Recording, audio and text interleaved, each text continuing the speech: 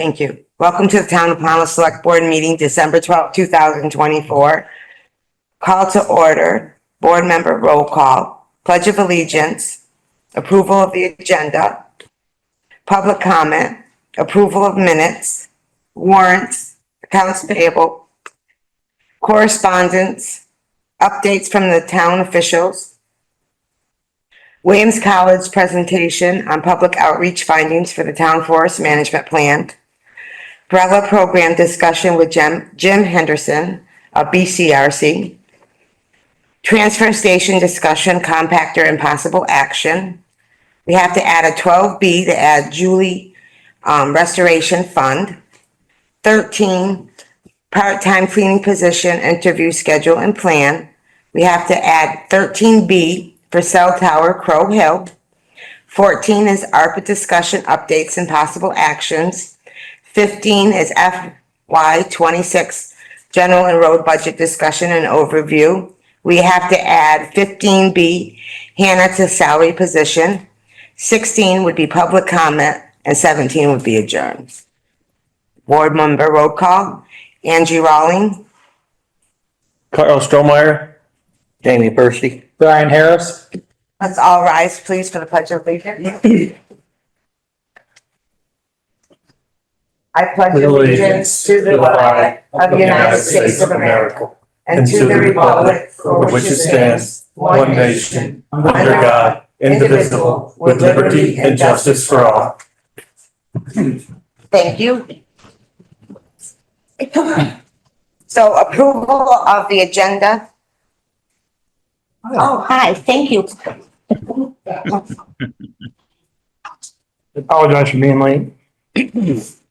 announce yourself, since you're. Mike Gardner, present. So these are the changes that we added and I announced it, so now we just have to approve it with the changes. So you've been over the agenda? Yeah. Sorry. Fine. I'll entertain a motion to approve the agenda with the changes. So moved. Second. Any more discussion? All those in favor? Aye. Aye. All right, any public comment? Do I have a mouse over here? This one? No, that's mine, but I don't think it'll work. Go ahead, I can give you a mouse. No hands are up? I can't find my stuff here. Approval of minutes, November 21st. So moved. Second. Any questions on the minutes, concerns, adjustments? All those in favor? Aye. Abstain. Warrants, accounts payable, November 27th, $44,968.52. So moved. Second. Any questions, comments? All those in favor? Aye. Aye. Aye. Aye. Accounts payable, December 6th, $237,876.98. So moved. Second. Any questions, comments? All those in favor? Aye. Aye. Aye. Accounts payable, December 13th, $28,391.75. So moved. Second. Have a motion, have a second. Questions, comments? All those in favor? Aye. Aye. PV1 upgrade, accounts payable, 12/12, $6,945. So moved. Second. Questions? All those in favor? Aye. Payroll, November 27th, $11,464.38. So moved. Second. Have a motion, have a second. Any questions? All those in favor? Aye. Aye. Payroll, December 6th, $13,367.13. So moved. Second. Have a motion, have a second. Questions? All those in favor? Aye. Abstain. Payroll, December 13th, 2024, $20,230.79. So moved. Second it. We have a motion and a second. Any questions? All those in favor? Correspondence. Megan Randall resignation from the planning commission and David Powell's letter of interest for joining the planning commission. Let's do Megan's letter first, please. So Megan said, finding myself a bit overextended, yet enjoying the cooperation and camaraderie of the Conservation Commission so much, I have decided to resign my position on the Planning Commission effective immediately. And she sent that email December 4th, so that would be her effective resignation date. December 4th, right? Yes. Okay. And then David Fowler's letter is a little longer. To whom it may concern, I would like to offer myself as a candidate for appointment to the Pownal Planning Commission. I see the commission currently is comprised of seven citizens, but can have up to 9. I would be interested in being appointed now or to be considered when the next round of appointments are scheduled. I first came to this region as a student in 1972, and except for the better part of 1 year, I have lived here ever since, in Pownal, then Williamstown, and for the past 16 years back in Pownal. My wife and I raised boys here. In recent years, we both moved back to the area. Both of the boys moved back to the area. I retired in March of this year after over 40 years in various roles supporting community food cooperatives as the original manager of Wild Oats in Williamstown, and then the staff member of the Umbrella Organization for Cooperatives, where I was involved in developing programming, training, facilitation, and support for store managers and their staff, as well as board of directors. Part of my work involved planning and budgeting support, communications, and building networks of mutual support among managers. During this period, I also served on a number of boards of directors where I learned the virtues of good process and good record keeping. In Pownal, I've witnessed the latter part of the racetrack era, the contractions of population, businesses since its closing, and as well as positive progress in recent years on a number of important fronts. I have read the 2019 Pownal Town Plan, and I am impressed by the significant data collected. I recognize the work involved in collecting such data, as well as to then identify key long-range planning priorities which will improve the town for the benefit of its citizens. Affordability is certainly a key goal, and balancing short-term belt tightening against long-term investments to build a more sustainable community is clearly if not the challenging and important focus. I am particularly drawn to the work in the Planning Commission because it seems to me that the group's focus is longer term, which in my mind, where truly effective decision-making can have long-lasting impact. I would like to dedicate myself to this work. Thank you for your consideration, David Fowle. Please, I'd like to vote to accept Megan's letter of resignation, please. So moved. Second. With regret, Megan brought a lot to the table. Not that the next person won't, but Megan did bring a lot to the table on the planning commission. And I would like to personally thank her for her time spent. I have a motion, I have a second. All those in favor? Aye. What's the board's pleasure on, appointing Mr. What's our policy when it comes to board openings? Well, I gotta be honest, Carl, our policy, I don't really know what it is, but We should turn around and push this. this last go around, in my opinion, the last go around for the select board, we gave, a certain number of days, we had no applicants. My feeling is that we accept, Mr. Fowle's letter, his intent right now, and move forward and not beat around the bush. I disagree because I think that, as of this point, this is the first notice that anybody has. And it isn't, and we're not losing anything if we decide at the next selectmen's meeting. You're entitled to your opinion. Okay. What's the board's pleasure? I say we accept his letter, but still open it up, give a week like you did for the select board position, but if somebody else submits a letter, then we do the interview process. If not, then the only applicant wins. Kind of like what happened with me. I think, how many on the planning commission? Right, that's what was my question. How many open seats do we have on the planning commission? Does anybody know? And I don't, I apologize. None. I don't think we have any. Anybody, except for Megan. I thought there was a 9 seat. And it's not a 9 seat. You guys changed that. Right. It's 7. It's 7. We changed it to 7. Because they were Is it because- having problems getting, Because you were having a problem with quorum. yes, that's right. That's what I thought, but I wasn't positive. Oh, I'll second Mike's, or Brian. Brian, sorry. Brian's motion. So you're gonna open it until when? Is it give it a week from today for submitting a letter of interest? If you get no letters of interest, then when's our next board meeting?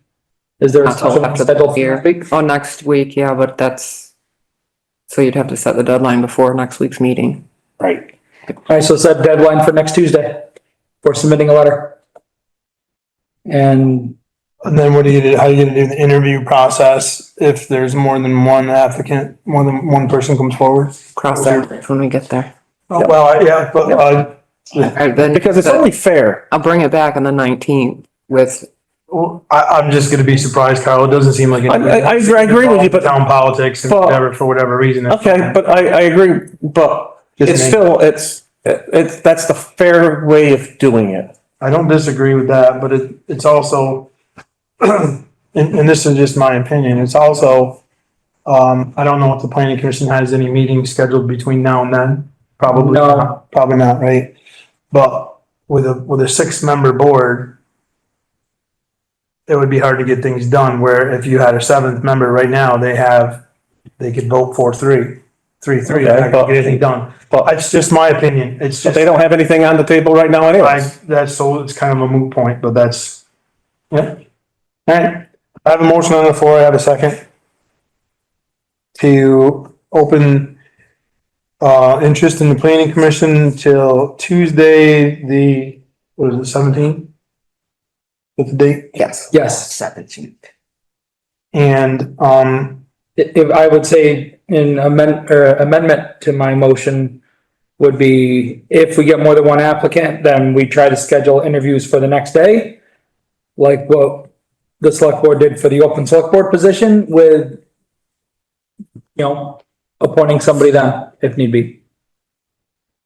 I'm amenable to that, yes. I won't be here probably on that night, but on the Wednesday, but I definitely be here Tuesday. I have a motion and I have a second amended to, try to conduct interviews on Wednesday, the 18th. Is that right, Brian? Yep, Do I have a second to the amendment?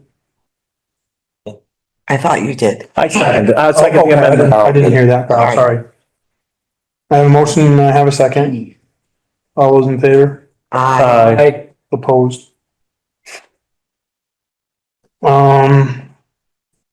Updates from town officials. that's me, I wasn't prepared. So the first is just an announcement from all of us, I think. It was brought to the town's attention that some feel our meetings are not being live streamed on Facebook in real time. We no longer have the option to share directly to the Town of Pownal official group due to Facebook settings. So select board meetings are shared to Hannah's public work profile and then shared to the official town page directly, right after. If you would like to watch in real time on Facebook, you'll have to visit Hannah C. Darling, which is linked to the Town of Pownal Facebook page. Our meetings are also always available in real time via Zoom or in person. I'll add to that, all regular meetings are covered by CAT TV. We do our best to do it in as many ways as possible. And then the second second update is just from Joel. With the addition of a new plow truck driver for the winter, we have not set a pay rate yet. My suggestion is to keep with the $20 per hour rate that you are paying for cleaning the town office complex. He is a CDO, also, which is good if we need someone in a bigger truck down the road. He's responsible for plowing and shoveling at the town office as well. And he's considering using him this summer for part-time employment also. Thank you for your consideration. And then just as another update, they are working on keeping up with the winter weather and the repairs in the trucks because they've had a couple of issues arise. Those are all I have for updates.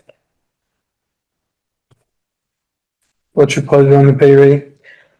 I make a motion that we keep it at $20 as we have for here, for the cleaning person. Have a motion? Second. Any more discussion?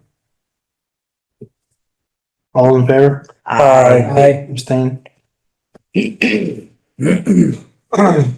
So, Tara, just on the internet update, on the Facebook Live, that's something that we don't have control over. Facebook has, I just want that to be clear. There seems to be some, misguided information or some, general opinions that is something that we have done here. It's something that Facebook has stopped us from doing. It's nothing that we have done. It has 100% been on a admin page, not on a personal page, as has been kind of accused of in the last couple of days.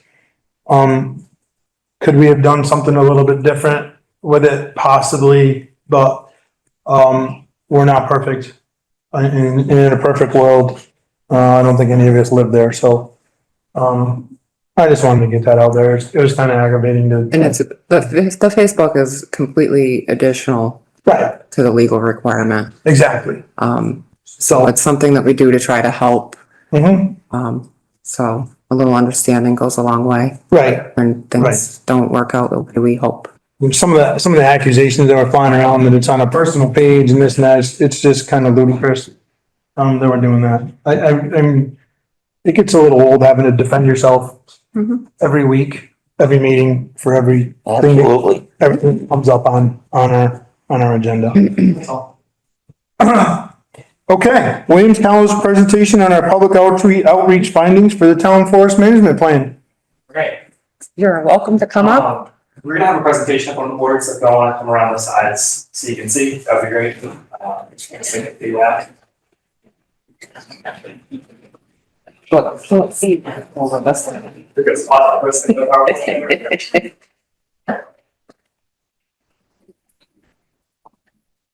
While we're getting that presentation up there, hi, Selectman, hi, everyone. My name is Brody. My name's Jaroslava. And I'm Megan. The three of us are students at Williams College. We're in a class called Environmental Planning with Professor Sarah Gardner, in which groups such as us are assigned to different environmental planning projects in the Berkshires and Vermont, just kind of all around. And we've had the pleasure of working on doing public outreach for Pownal's Forest, guided by Tara Parks and Don Campbell of the Vermont Land Trust. So with that, get into our presentation. So first we'll talk a little bit about the town forest. I know you all have a lot of context and prior knowledge of the town forest, but we'll make sure we're all on the same page. Then we'll get onto the goals of our project, the methodologies we employed to accomplish those goals, some of our findings from our survey, and finally some defined uses and recommendations, followed by a Q&A. So the Pownal Town Forest was first acquired in 2002. About 735 acres was purchased by the town. And since then, in 2011, when Hurricane Irene had hit it, disrupted the only legal access point to the forest, which was initially a discontiguous piece of property.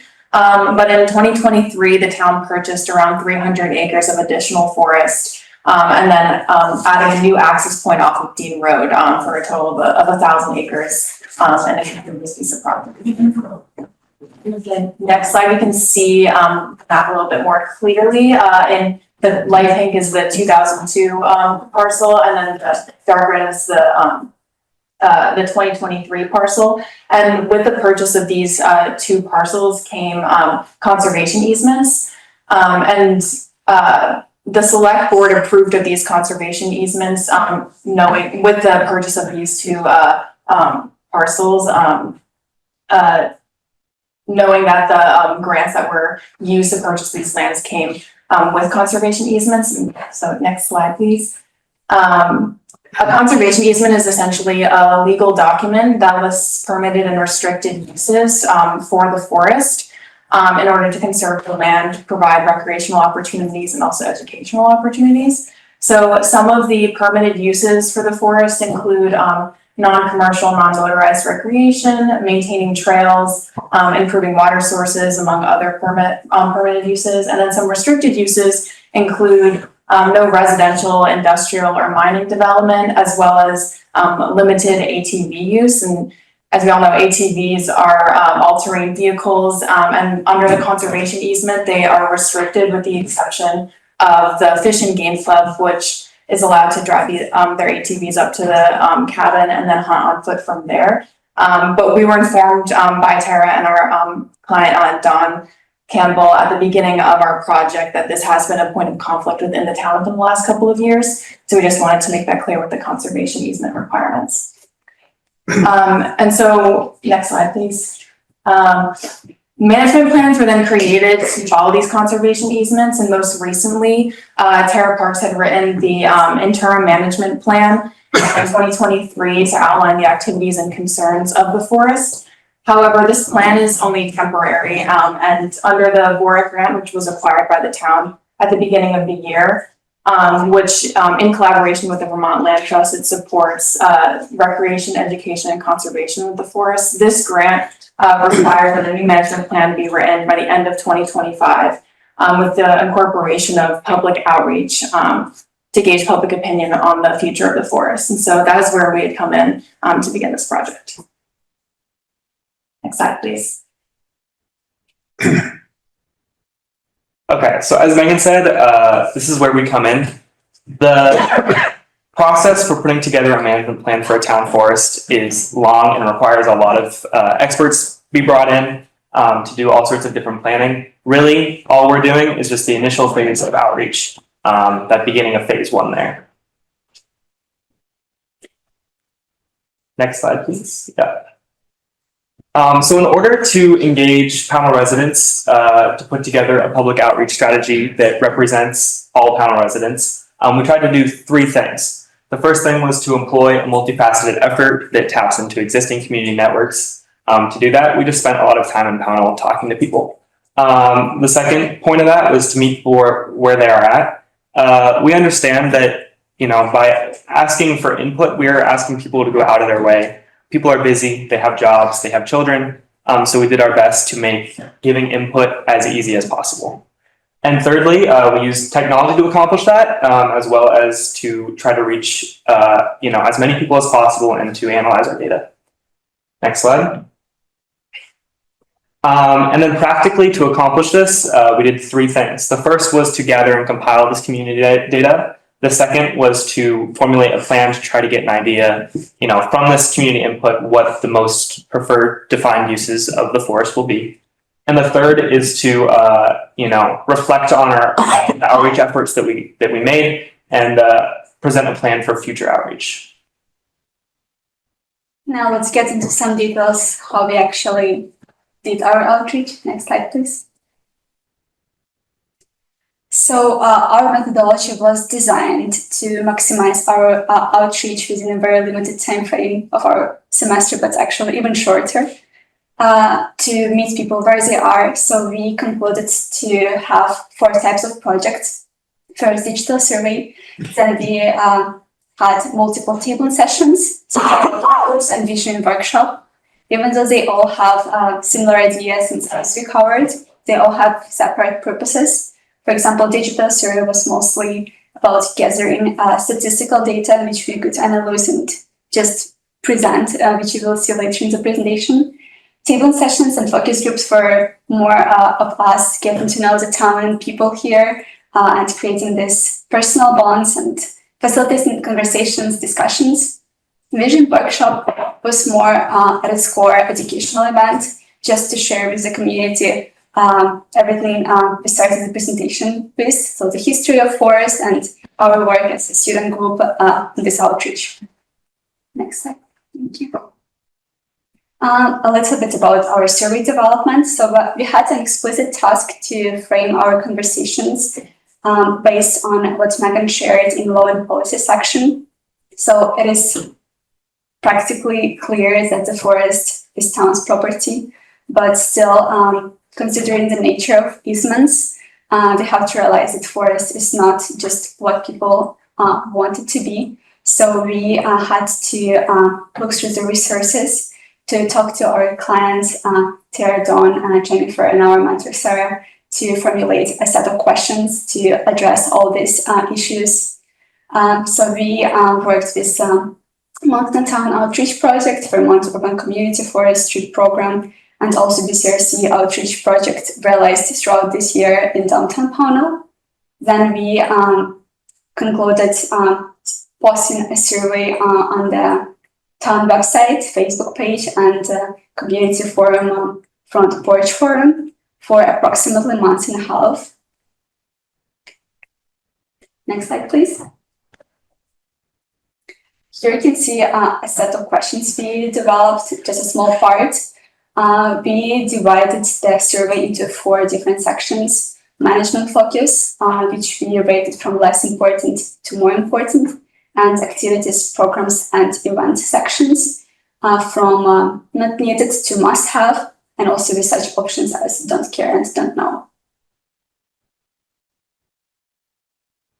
We also conducted a series of what we call tabling sessions, where we stood outside of several stores in Pownal and also attended other events that were already being hosted. And so we handed out a series of flyers to promote our own events and also informational brochures. So go to the next slide. This is the brochure that we handed out, and it essentially covers the history of the forest, management plans, conservation easements, everything that we already talked about, for people to just have a quick snapshot of what's been going on with the forest, and then ask people to fill out the survey that we created through a link or using this QR code to get their input on the future of the forest. Next slide. Here's a couple examples of us out in panel tabling. We did a couple days at Stewart's, trying to meet as many, again, talk to as many people as possible, handing out these brochures. And then we also went to Winchester's. Not only were Mr. Winchester and Tara and everyone else super helpful in letting us put up our brochures, but they also gave us ideas about where else we could go. They were invaluable to our outreach. Next slide. And then we coordinated with a couple other events going on in Pownal. The first was Trunk or Treat at Pownal Elementary. The parent-teacher group there was kind enough to allow us to set up a van and hand out candy, as well as brochures to the parents. And then I also went out on election day right here, and I handed out brochures. You know, I kept my distance. I was on the other side of the pavement, as per the election officials' requests. Handing out non-political brochures regarding the forest. That was the way.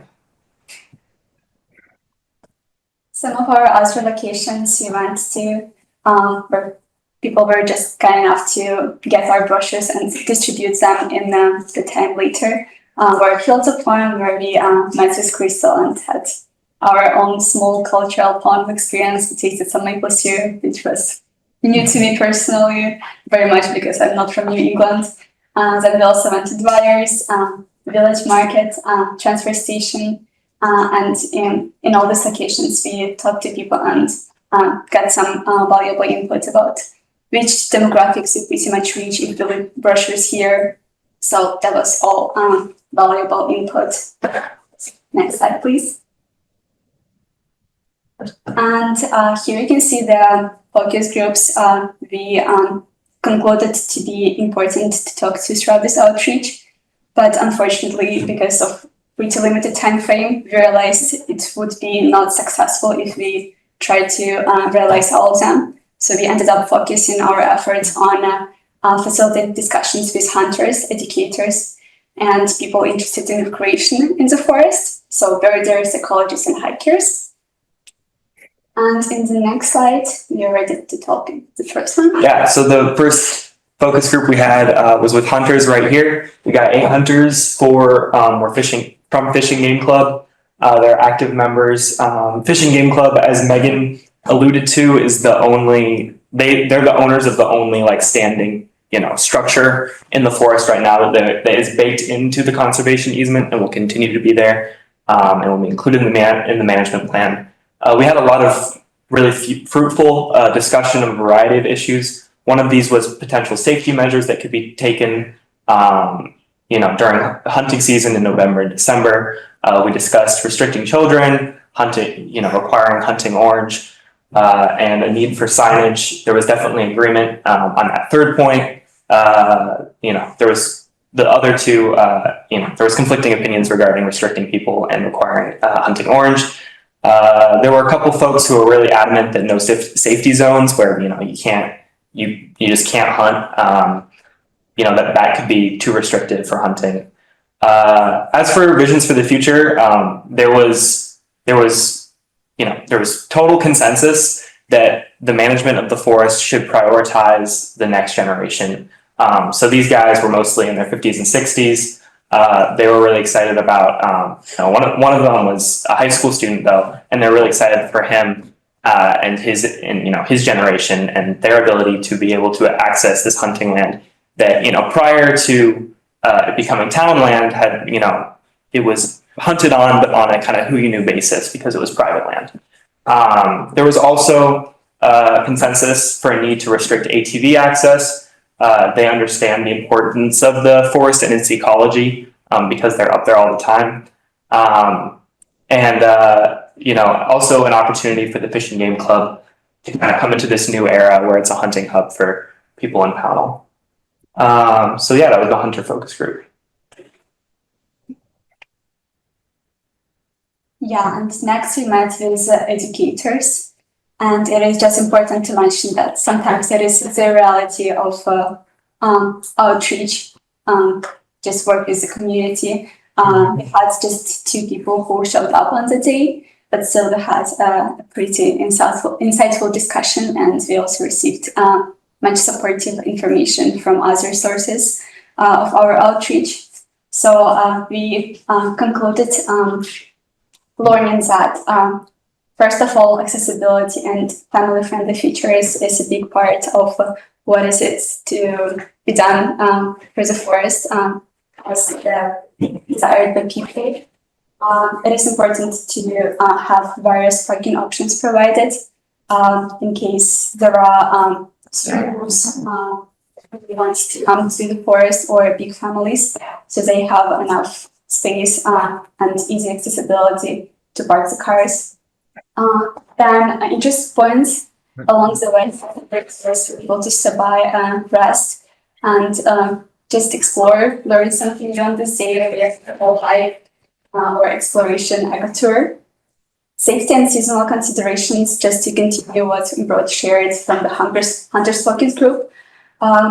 People are still considering either completely closing the trails, especially when it is considered for the education purposes to bring children in the forest, or at least placing a huge amount of warning signs from the entrances and just around the town, so everyone is definitely aware. High visibility vests was an idea suggested to have them placed somewhere in the library, for example, so easy access for everyone nearby the entrance. About educational and historic context, we had a great discussion about the just history of the forest as being part of this indigenous land. So it would be a great resource to have some signage in the forest, some marks or some brochures provided to let visitors, children, students, tourists learn about the indigenous people who lived here before and the first settlers in Vermont who lived pretty much in the northern part of the forest. And then our last focus group, we held it. The next slide, you will be able to see some pictures. We held it just the week before Thanksgiving. We met with people interested in recreation. We had 4 people who attended, and the general consensus was to keep the forest as it is right now, as pristine, as quiet, with no roads, or the very least you can do them. No dirt bikes. And then there is no really centralized place with all maps and like distances and time you would expect yourself, your family to cover the distance to actually plan ahead your hike. So there's a need to conclude this project. People are also interested in maple production because this is a town forest, and it could be possible to organize something for people who are interested in tapping trees, to have some section to just execute these wishes and contribute somehow to the economic desires of the community. Another small thing is the idea maybe to have a regenerative commons on the downhill part of the forest, so to grow some food and just practice some forest farming, which could be interesting to some members of the community.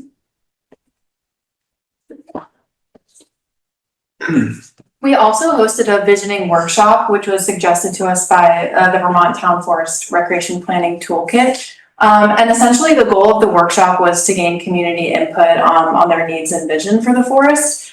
And it was a great way to reach out to the community, have one-on-one conversations. And although some of the results from this workshop might not be fully representative of the entire town of Pownal, it was still a great educational opportunity. And so in order to encourage participation during the workshop, we had a series of posters that were set up around the room that included informational posters, dot exercises, post-it comment cards, and one-on-one conversation. And if you go to the next slide, please. This is an example of one of the posters. A lot of the questions on it represented or reflected what we had in our survey. And so here's an example of one of the questions. It asks, what type of activities do you envision in your community? And if we just look at the top suggestion, hiking and running, people were able to put their dot a scale from not needed to nice to include to must have. And as we can see for hiking and running, a lot of people had said that they liked it to be nice to included or must have. And so if we go on to the next slide, this is what the setup was. We arranged the tables around in a U shape to have people easily flow throughout the room. Pastor Jason very nicely let us use Faith Church on the day to host this event. And I think this picture demonstrates very nicely how the event went. A couple of community members circled around on one of the maps that we had on one of our informational posters, and we're pointing to different areas of the forest where they hunt or recreate in other ways, and talked about management improvements that could be done within the forest. So overall, it was a great educational opportunity and a way to have these one-on-one conversations with different community members. Next slide. Okay, so now getting into our survey findings, which, overall reached the most number of people. So the total number of responses that we had were 74, now 75, which we think is a great number of responses for an online survey, considering it was only open for a short couple of months. And yes, it's only a small fraction of the entire population, which is over 3,000. People in Pownal, but we think it's the best data that we have collected, and it has been shown us what directions the town could go in. And so when asked about existing experience with the town, it was pretty clear that a lot of people who had responded said that they had limited to no experience with the town forest. Some people said that it was not easily accessible, or that it was unfamiliar. Others hunt or hike in the forest. One person responded with the question of how do I get there as their experience. So when it comes to desired experience, several people had said they wanted easier accessibility, family-friendly recreation, opportunities for hunting and hiking to coexist together, and conservation efforts as well. Next slide. So when looking into the management focus of the 4 management suggestions that we had, recreation, education demonstration projects, natural resources and habitat, and timber and forest products, the top 2 preferences went to recreation. You can see with these purple lines it's saying more important, and then also natural resources and habitat. There was general support for education and demonstration projects as being a focus, and then less support for timber and forest products. But when moving on to activities, next slide, please. We gave a long list of activities that would be possible in the forest under the conservation easements. And it was pretty clear that the top 3 that people had preferred included hiking and running, birding and wildlife, and picnic with sunsets and views as well. And so there was also general support that we had found for other activities like ADA accessible paths, dog walking, snowshoeing, among others. And then activities with less support included those like 3D archery and disc golf. And also, interestingly, hunting was also under less support. But this is when it's important to note that different outreach opportunities is crucial when understanding this information. And it's a complex issue, and we know that the results that came from this survey might not be fully representative, and we'll get into a little bit further an evaluation of these results to explain approval and agreement as a difference. Next slide. And so then when it comes to programs and events, the programs that were suggested, like ecology tours, kids camps, health and wellness programs, were all generally accepted. Most people said that they'd be nice to have, no strong preference for anything, but no one would really object if something happened. Same with events, there was no strong preference for must-have events like community events, festivals, or athletic races, but there did seem to be a divide between these events being nice to include and not needed at all. And programs and events would require volunteers and planning with the town, so it would mostly come from the town that would carry these out if people had preferred. Next slide.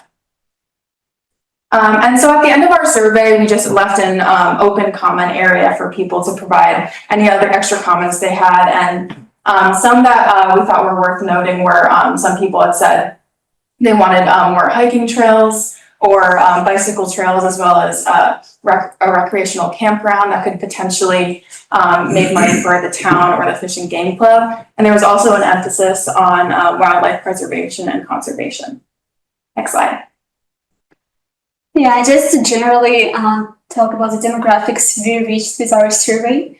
Surprisingly for us, over almost 70% of responses came from people over 50. So they pretty much didn't have children of school age. So this obviously impacted their results, probably also a lot to consider. And 2/3 of people either super rarely or never, or even don't know where the forest is located. So this is a huge gap in just informational space about the forest, and we tried to address it through our vision workshop and other activities we did, just to talk more about why the forest is less accessible for the present couple of years. And yeah, hopefully in the further outreach, this will be less of an issue. Next slide, please. All right, now getting into defined uses and recommendations for evaluating this data a little bit more. So what we did is we took these sliding scale questions that we had regarding management, programs, activities, and events, and we assigned a corresponding numerical value on a 5-point scale to each of these like text inputs, right? So less important would be a 1, more important would be a 5. Questions scaling from not needed to must have, not needed would be a 1, must have would be a 5. So what we did here, I'm just going to come over here. Here's an example for recreation. This is everyone's input, or this is, I guess, just a sample, but we took encoded, we took the text, gave it the corresponding numerical value for every answer in the recreation question, and then we took the average of that. And when we do this for each defined use, what we get is on the next slide, these tables. So here, again, on a 1 to 5 point scale, we have the averages of each question. And then we scale that to 100 to get a better idea of differences between the averages. So we get these approval scores that are on a scale from 0 to 100. the higher it is, the higher the general approval for a future use of the forest is. So when we put that into graphs on the next slide, this is what we get. So for management, it's clear that natural resources and habitat, managing for that, as well as managing for recreation, as opposed to, say, managing for timber and forest products, is a lot more popular. But I'm going to bring in one more piece of nuance here, which is the idea of agreement versus disagreement. And our proxy for that is standard deviation. So here on the x-axis, we have that same approval score. So again, if it's on this side, it's got higher general approval. If it's on this side, it's got lower general approval. But then on the y-axis, the higher up it is, the more general disagreement there is. So for timber and forest products, there were more people on both ends saying this is totally necessary. There were people saying this is totally necessary, and there's people saying we should never do it. There's don't bother.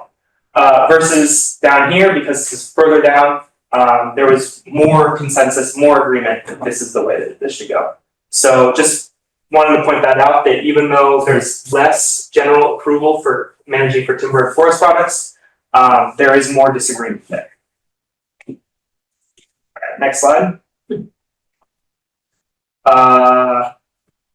Okay, this is our activities, our approval scores for every activity that we asked about. Again, hiking and running, birding and wildlife watching, picnic sunsets views seem to be a lot more popular than putting in a traditional playground, having archery, and zip lines and canopy tours.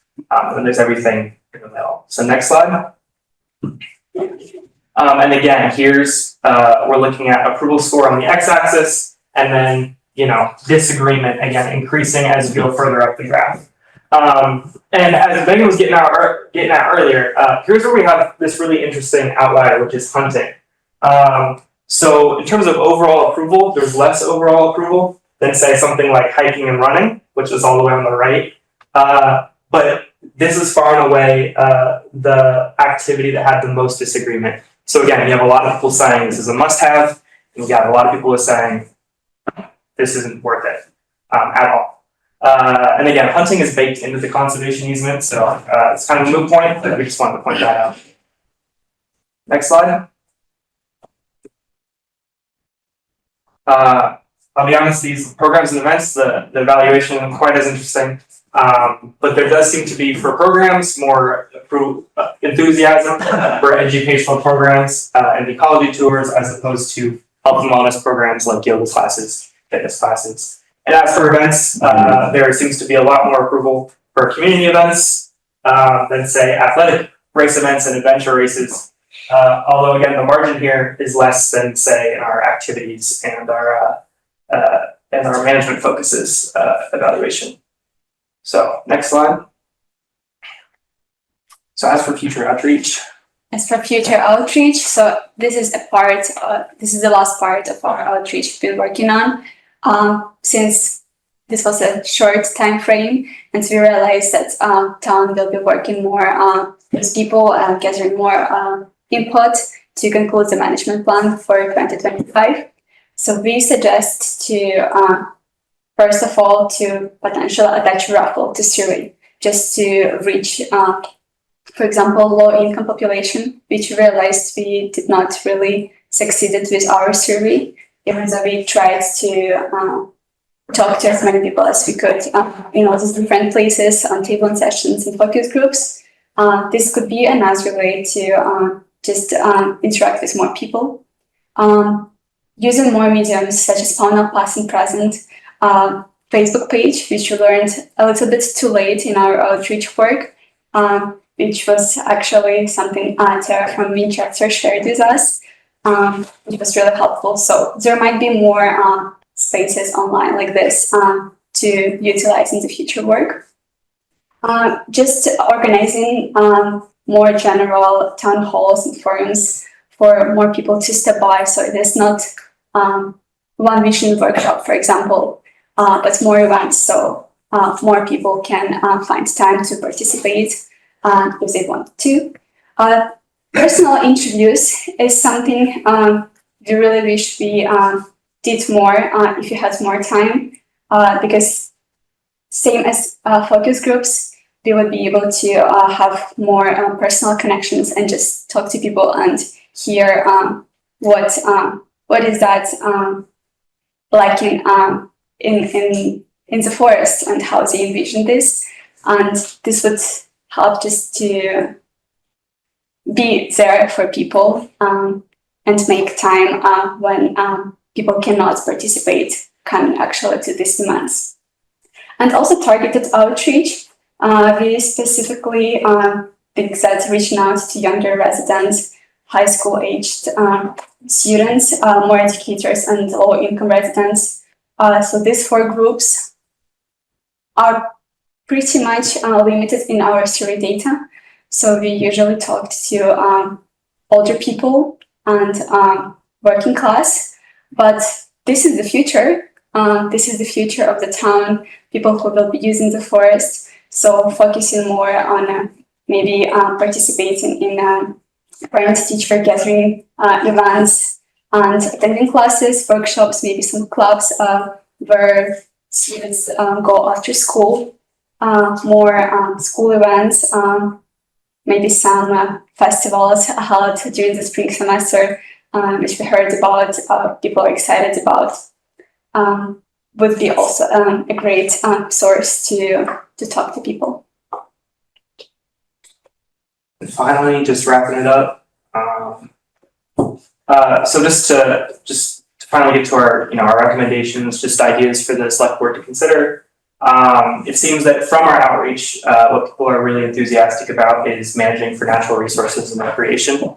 As for activities, again, hiking and running, birding, wildlife spotting, picnicking, and hunting seem to be the activities with the greatest enthusiasm. As for educational programs and tours, I mean, those are the programs that have the most enthusiasm, as do community events. And just something for us all to keep in mind, this is definitely something we lost sight of, kind of, getting bogged down in all these different ideas, is that there is 1,000 acres out there, and there is opportunity to do a lot of different things to represent the interests of different people in Pownal. And then, yeah, as Yaroslav was getting out, we only had so much time, and outreach should continue to get a more representative idea of what people want. And just to highlight a couple of the complexities of the responses we received.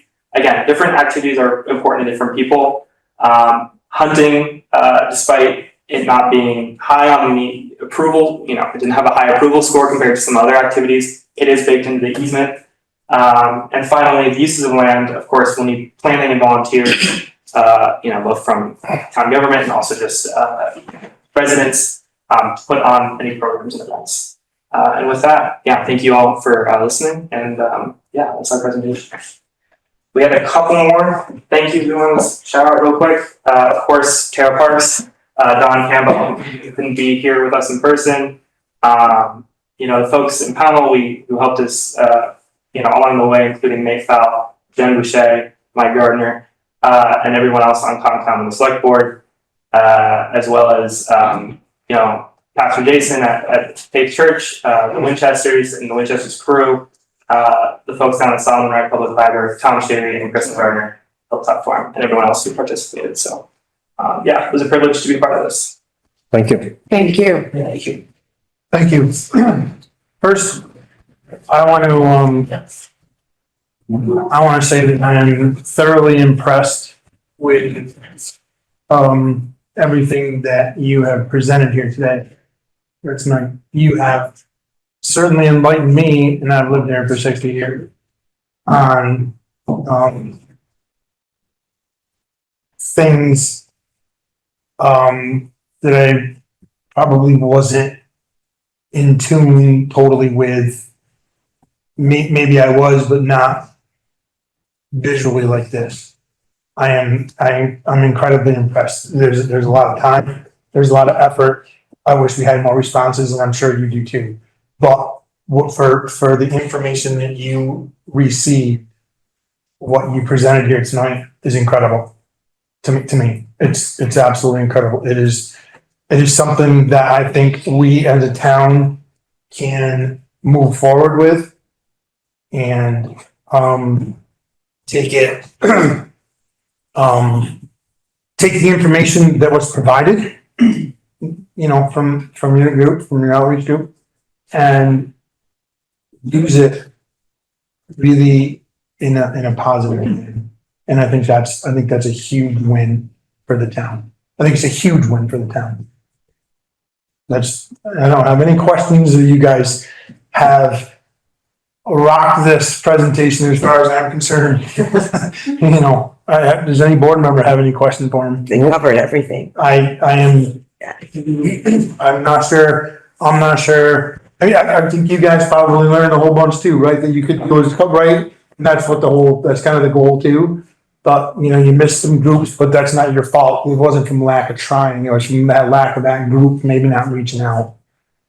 But to a certain degree. I really appreciate all of your work. Yeah, it's incredible. I couldn't have done it without you. Really, really. You know, it was a pleasure to be involved in this with you guys for sure. And 75 is a good response rate. No, it was, Pownal survey. yeah, for a Pownal survey, it was great. Pretty good. But it's sad. Yeah. It's the. You know, but the Reality. information that was provided, I'm not sure it could have been, more thorough. I really don't think that it could have been more thorough than what you guys presented. I don't have a single question, which is kind of rare. It's, I know. You will get like a written report with all this Yeah. detail and the presentation, the slides too. I was gonna ask if we can get a copy of the presentation. Presentation. Anna, do you have one online? You want to send it to all of us? Yeah, again, it's looking like it's gonna be about 100-page report that will Yeah. also come out of this. Right, I'm sure, it's, you know, it was, I for one am certainly glad that we entered into this adventure with your program for sure. I think the town should be thankful for the whole thing. Thank you, Sarah. Thank you, Thank Sarah. you so Thank you all much. for agreeing to this way back in the summer, and Sarah was great to work with for others. We'll be in touch. Yeah. Yeah, it was our pleasure, for sure. All right, thank you. Thank you. Thank you. Thank you. Okay, umbrella program with Jim Henderson of the BCRC. Good evening, everybody. Jim? Thanks for having me. My name is Jim Henderson.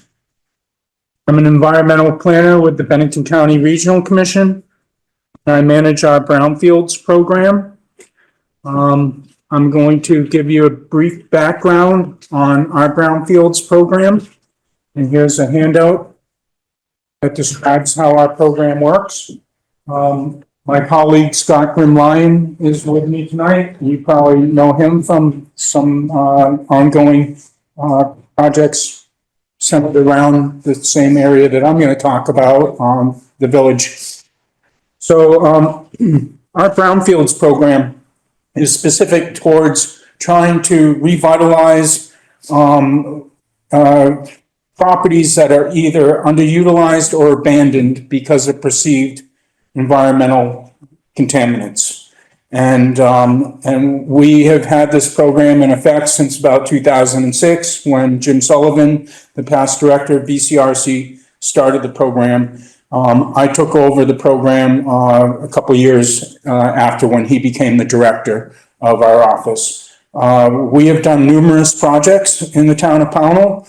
The first one that we did was at the Barlow gravel pit, and we looked at the old municipal landfill that was there when the Barlows still owned that gravel pit.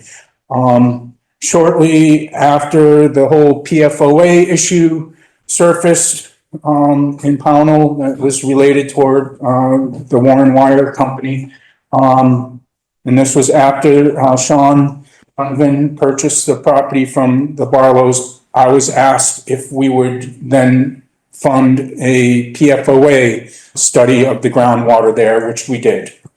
That was my first project in Pownal. The next one was working at the Tannery Dam, and we were doing that with Pownal, or Huzik Hydro. And that was a partnership of Bill Scully and Dennis Candelera, who was at one time a select board member here. I brought them two together because they're obsessed with hydropower. And they got into an agreement with the town of Pownal to reactivate the hydro facility. But in order to do that, we needed to remove PCB contaminated sediments. So that was my second project. The third one never really went too far down the road, and a large part of it was because of PFOA. And that was at the MAC facility that they were using for cold storage at the time, the big building on 346. We're about ready to start doing our phase 2, which is where you really start testing soils, waters, building contaminants, building materials. And then PFOA came up, and MAC Molding called me up and said, whoa, we need to stop. And we have not done anything further. That is the background, except for one project, which was the very first project we did in Pownal, which was 0 Center Street, which is right up there across from the firehouse. And I came to discuss that property. Jim Sullivan did an assessment of that property way back. And the reason why we looked at it was because we're aware that there was a former gas station there. And so just because of the past land use, that's a recognized environmental concern. Then, as you well know, and this is going to be somewhat redundant because I talked with a project manager today, Kim Caldwell, who you've all met. I did not realize that she'd come down and gave you a really good PowerPoint presentation, which I read today too. And I was like, all right, this is going to be a short version. So you know about the PFOA testing that is happening there currently. And they are in the midst, talking with Kim today, of developing what we call a corrective action plan. And basically saying, this is what you need to do to make this a usable property again. So I'm not going to go down that road. I don't know how much Kim talked to you about the BRELA program, which is a brownfield environmental liability limitation for a potential or a purchaser of a brownfield property. And if I were to go further along with an entity with my current money, which comes from the Agency of Commerce and Community Development, that potential purchaser is required to enter this program. And it makes a complete logic sense because it would protect that potential purchaser from past contaminants and any future contaminants, like a PFOA that right now is not known or regulated, but who knows what's coming up next. So it is imperative that whomever purchases brownfield program enters into this BRELA program. I brought you the fact sheet on that. That will tell you exactly how it happens and how it occurs.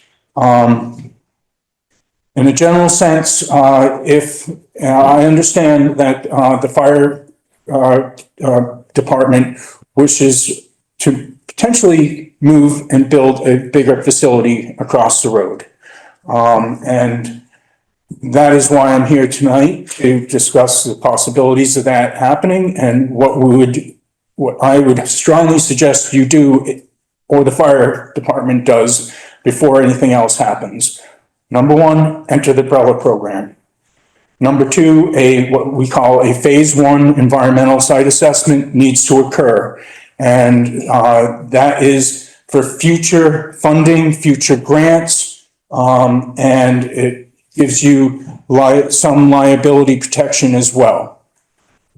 My current grant right now, I could pay for the BRELA application. It's a $500 fee, and also the application process, And then there has to be a public, notice, put out for a 30-day comment. That's totally fundable. I got a question. Sure. Does the town have to take possession of the property to be No. eligible? So that can be we can enter into the umbrella program and somebody else can own it. Correct. Okay. Correct. And let's say, for instance, you guys already know what the issues are there. Mhm. But in a typical project where, okay, there's an old mill site, but nobody's ever tested the soils, the groundwater, somebody wants to buy it, they will enter into the umbrella program. When we do all the testing and it comes back with X, Y, Z, and they go, holy cow, no thanks, not interested anymore. They can walk away. So what Kim told me today was, if this were to go forward, the umbrella application and a phase one, I have a consultant that would be ready and willing to do this, and my current funds could pay for that to happen. The good thing about what's happening right there is typically we go phase one, which is a site visit, and a review of the land record as far back as we can see, so that we can identify what we call recognized environmental conditions. The phase two would then do all the analysis to address those recognized environmental conditions. And generally that means taking soil samples, soil cores, groundwater monitoring wells. If there's a standing building, then we would take samples of the building materials, looking for things like PCBs, lead paint, asbestos.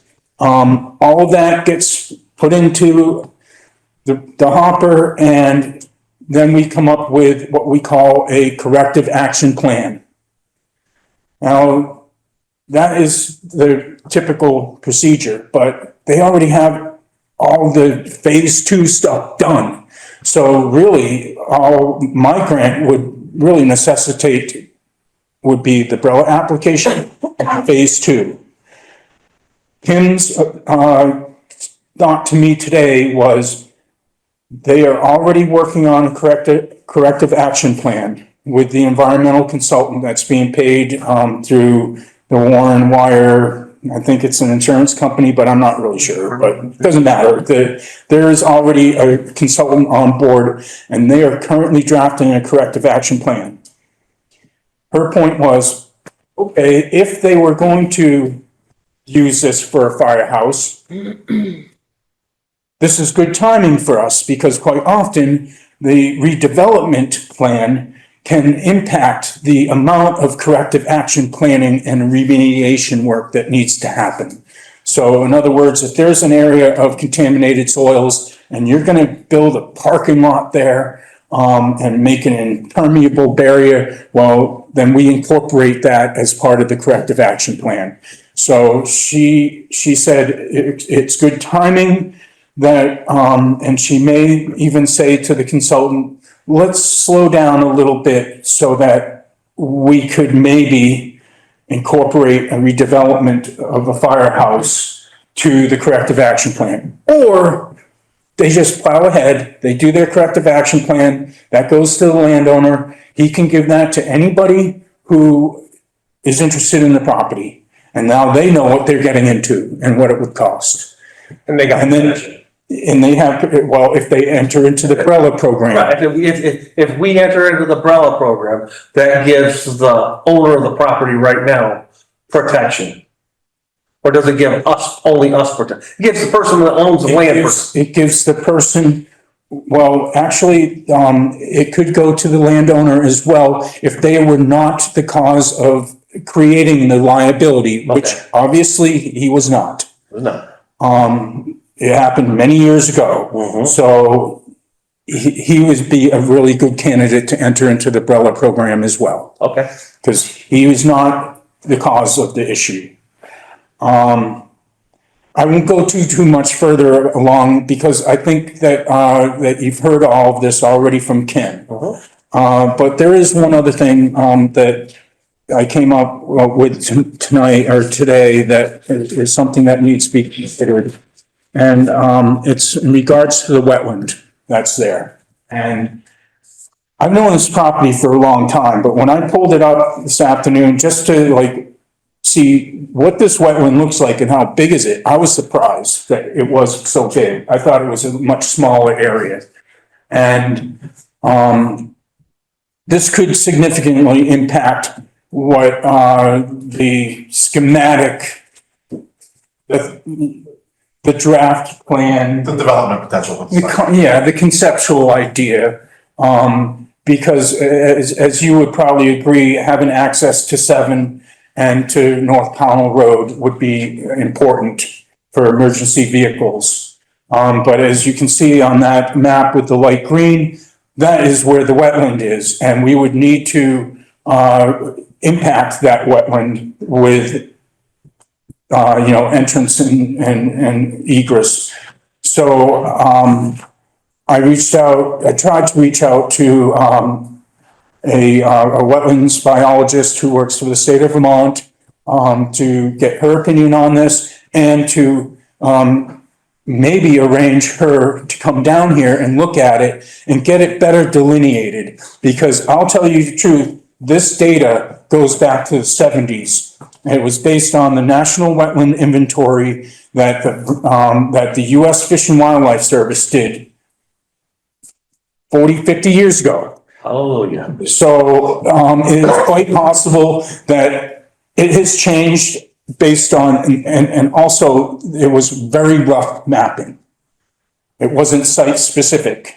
It was mostly done from aerial photography, like black and whites. So a site visit could shrink the wetland or it could even make it bigger, especially with the amount of drainage that.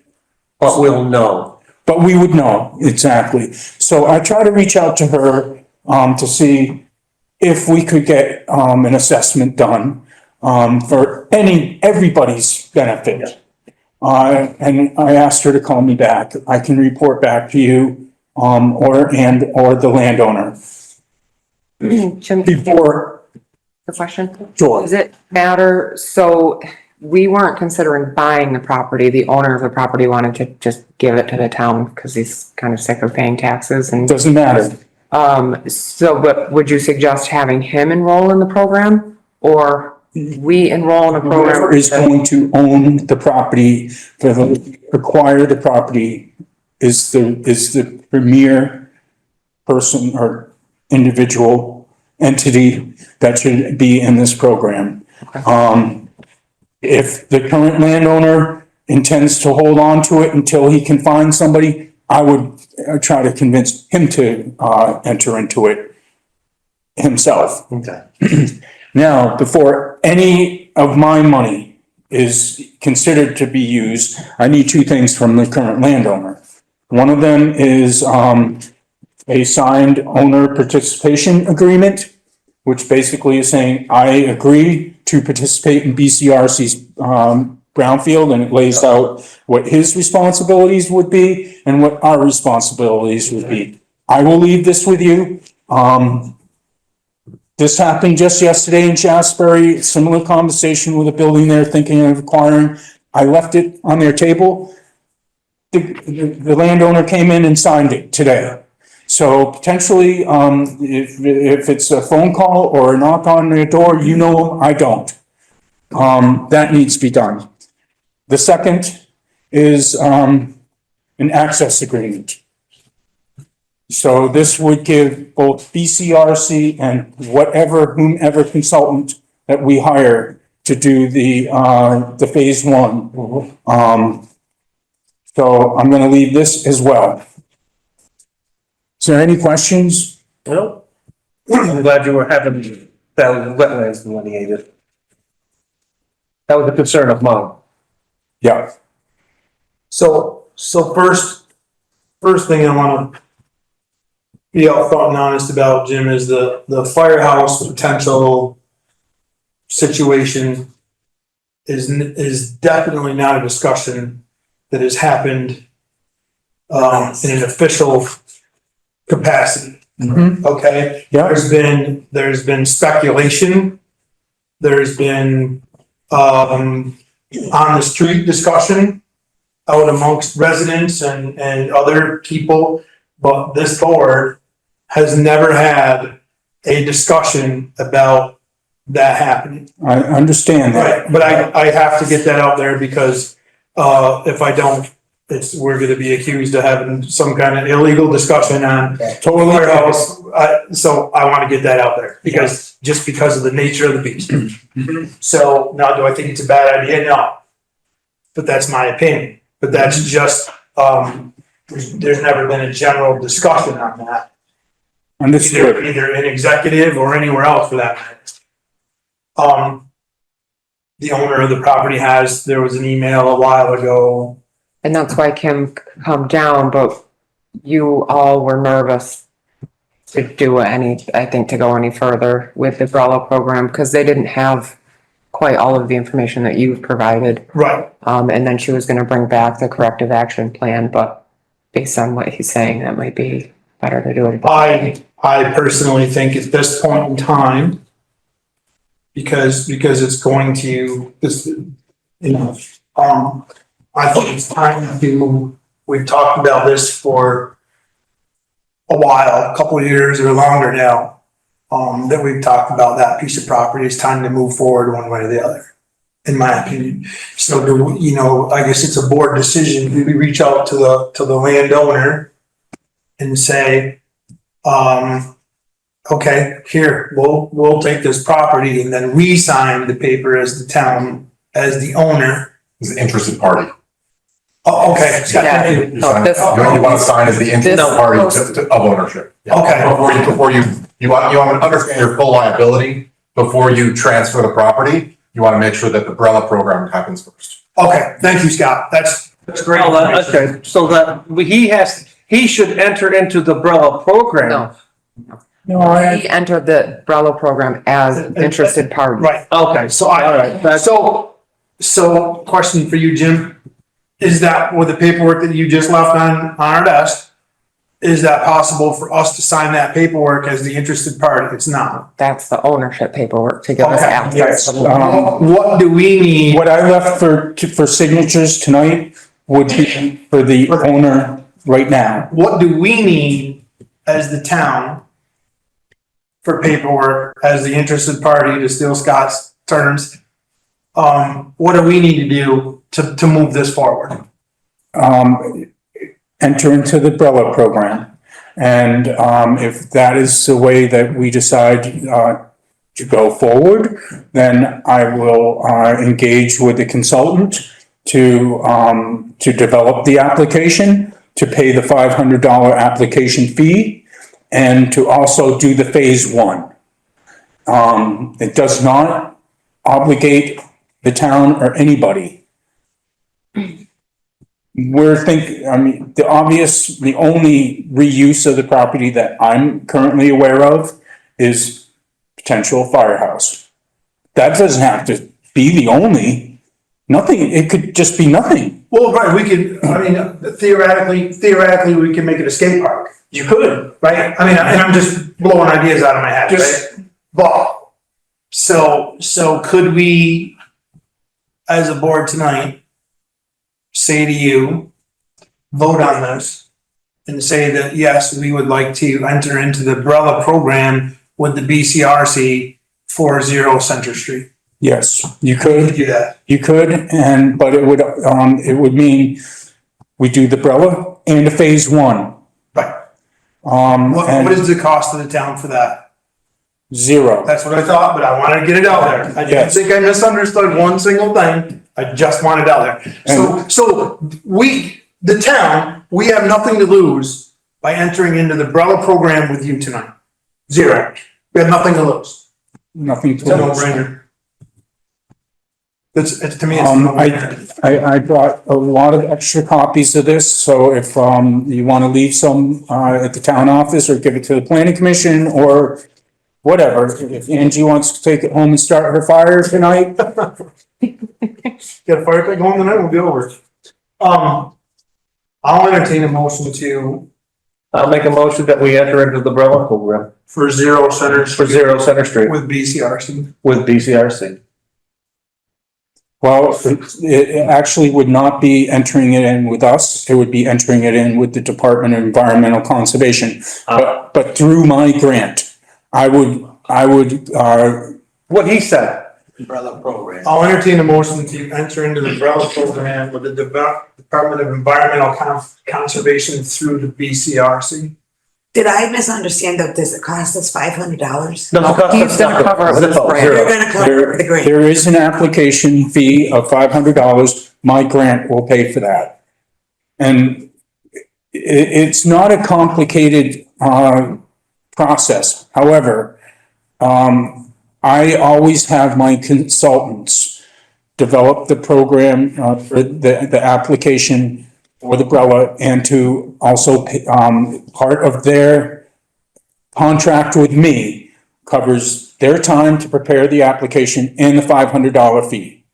And they've done it many times. I've done it a couple of times myself, but we only get a small piece of this pie for administration, and every hour I spend, chews that away. So I would much rather say, give me a scope of work and a cost estimate for your proposal, and I've already got that in line with a consultant that I've talked to in the last couple of days. It's more efficient and it saves my time for other things that I need to do with my time.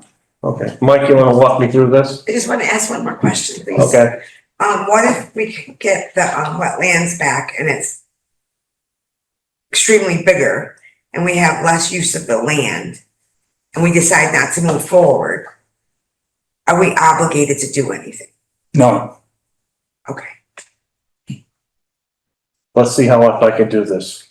I'll make a motion that we enter into the umbrella program with the Department of Environmental Conservation. Environmental Conservation for Zero Center Street, Pownal Center, Vermont. Do I have a second? Before a second, does that motion satisfy the requirement? Yes. Does it, I that's a believe question. so. I believe so. Okay, then I'll second. I have a motion on the floor. Do I have any more questions? Any more discussion?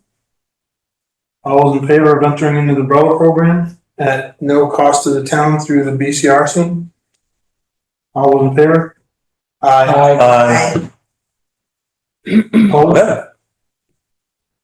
could I request that I continue to work directly with Tara, because we're already connected and efficient.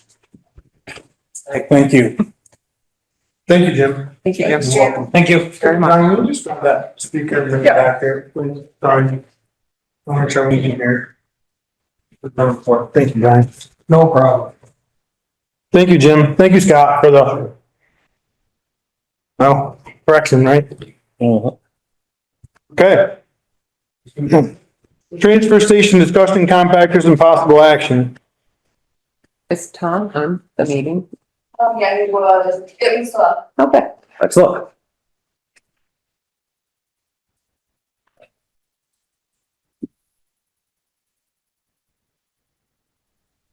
Can you hear me?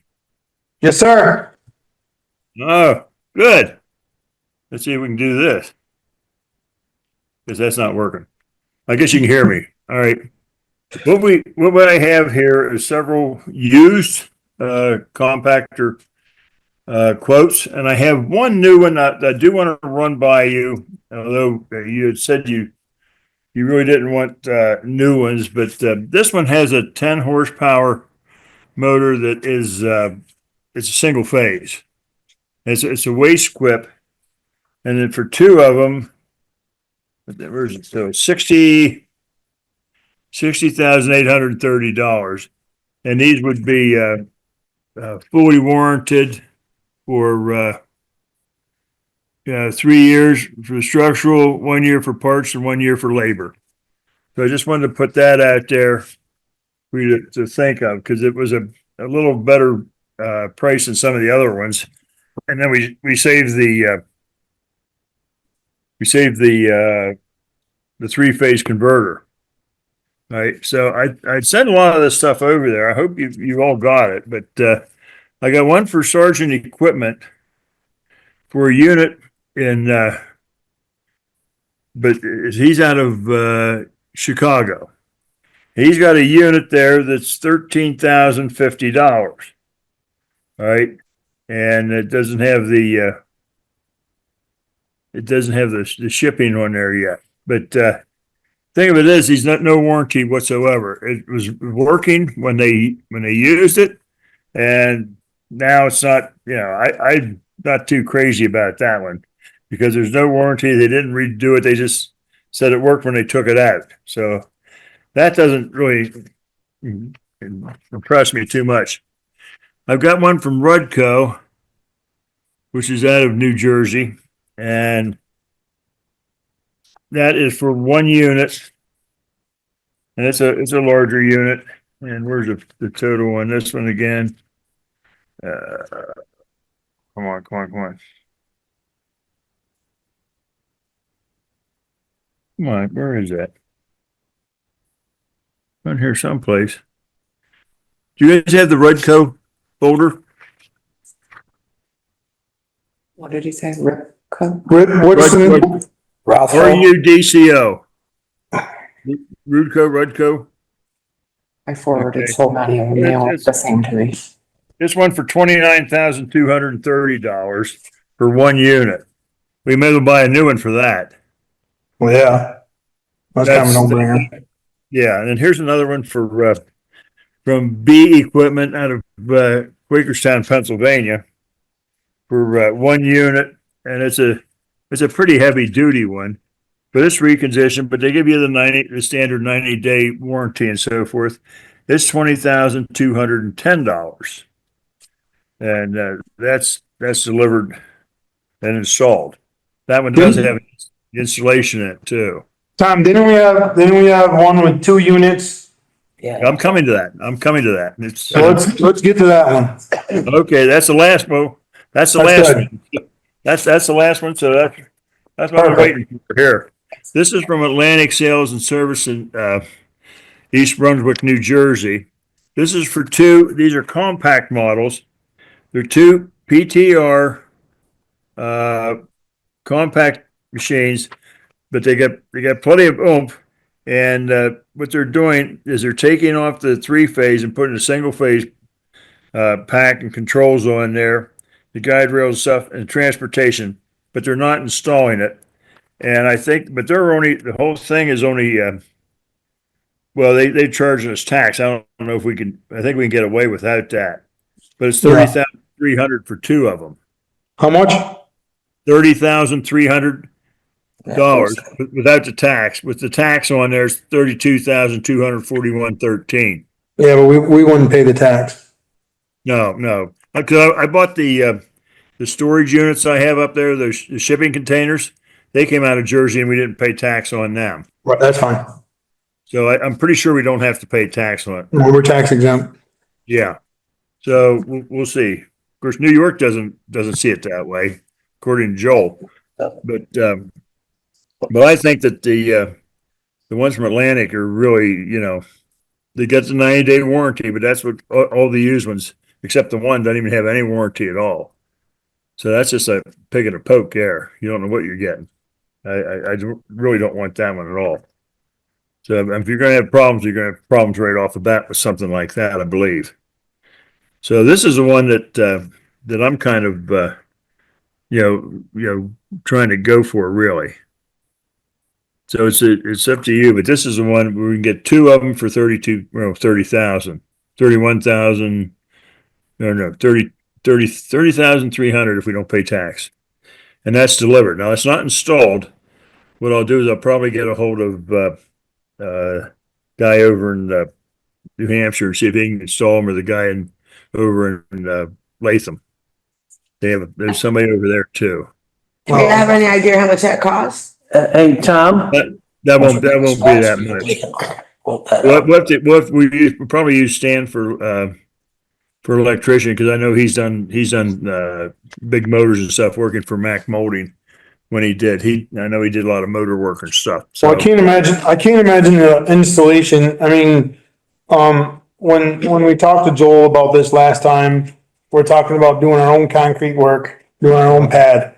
So that takes that part of it out, other than purchase the concrete.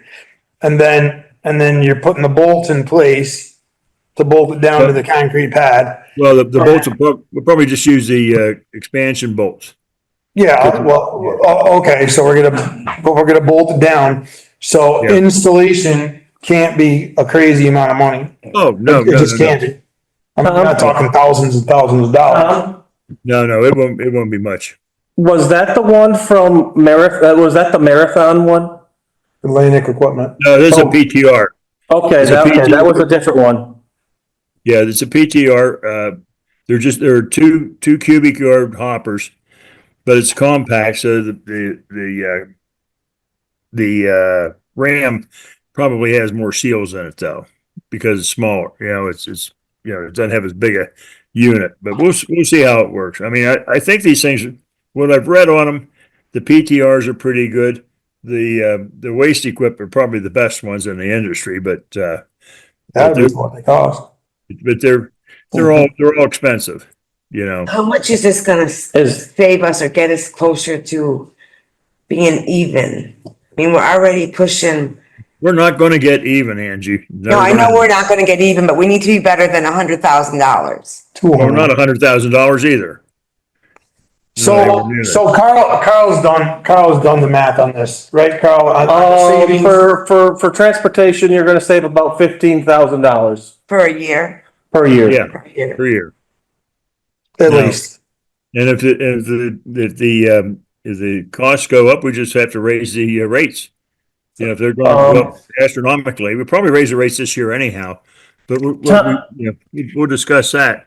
Yeah, that'll be more in the budget. But Tom, yeah, which one of those ones that you sent me on 12/9 when you sent us the packet? Which one am I looking at for the Atlantic? Because I've got the town of Pownal, I got BE equipment, I got two brochures there. this says Atlantic Sales and Salvage right at the very top. Okay, I got two. It says Accurate Waste. Yeah, but this one has Atlantic. You should have it. I'm pretty sure I dropped the stuff off that night and it was in there. So it should be there someplace because we had that one. So I just was trying to look it up since you sent us a bunch of stuff. I was trying to look it up there. Yeah. Well, it's just it's by far the cheapest. And basically what we're going to do is we just need a 60 amp breaker, and we'll use an AB switch in there so you can only run one unit at a time. You can't run them both at the same time. But we got plenty of power up in the office to run it off of there. So we're in good shape. We're in very good shape with that. And the other thing is we can get some we'll get some 110 out through there too. You know, we'll have to do some narrow trenching across the asphalt, and we'll patch it in later. We'll patch it in, of course, but What size dumpster will that accommodate? 44 cubic yards. How many? 44 cubic yard? Yeah, so those big ones, they're enclosed. Okay, that's all I'm asking. I'm just trying to get my hands around exactly what we're looking at for a dumpster going onto that. Yeah. Don't worry about it. Yeah, they're just, I mean, it's just a smaller unit, but it's still pushing 55,000 PSI. So I say that's pretty significant. And that's what the other ones are pushing, except the great big ones, they're pushing 80,000. What's the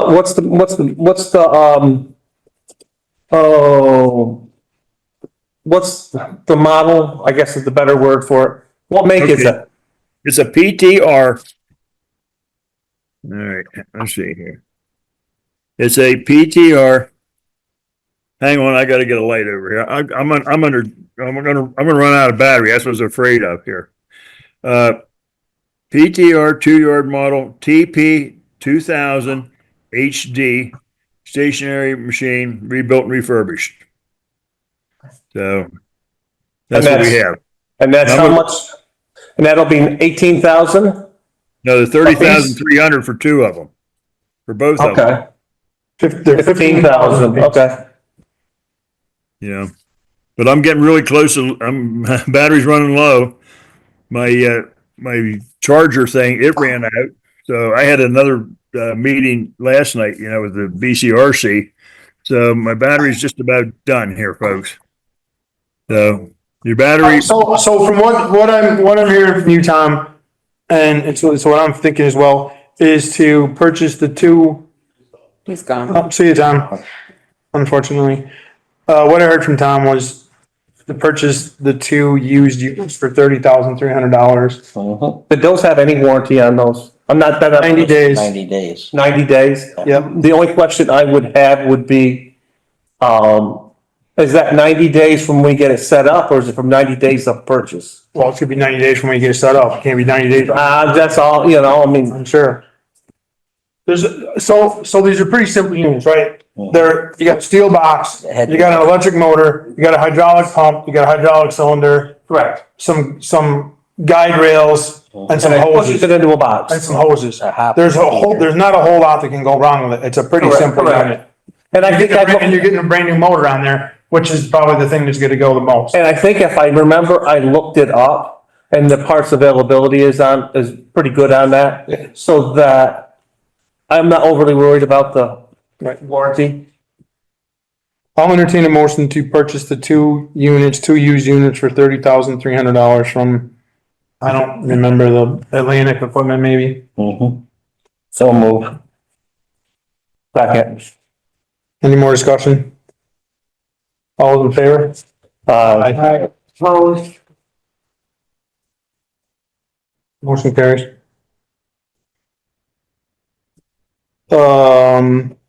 Goal B, Julie's Restoration Fund. Everybody get that email from Tara today? Yep.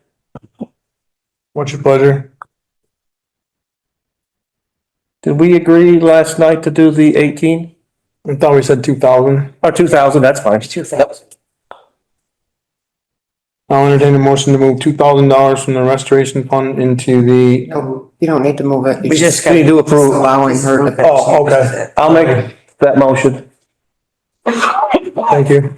I'll second it. What was it, the 2,000 total? Yes, $2,000. I have a motion on the floor, I have a second. Let's read the motion so that we're clear, please.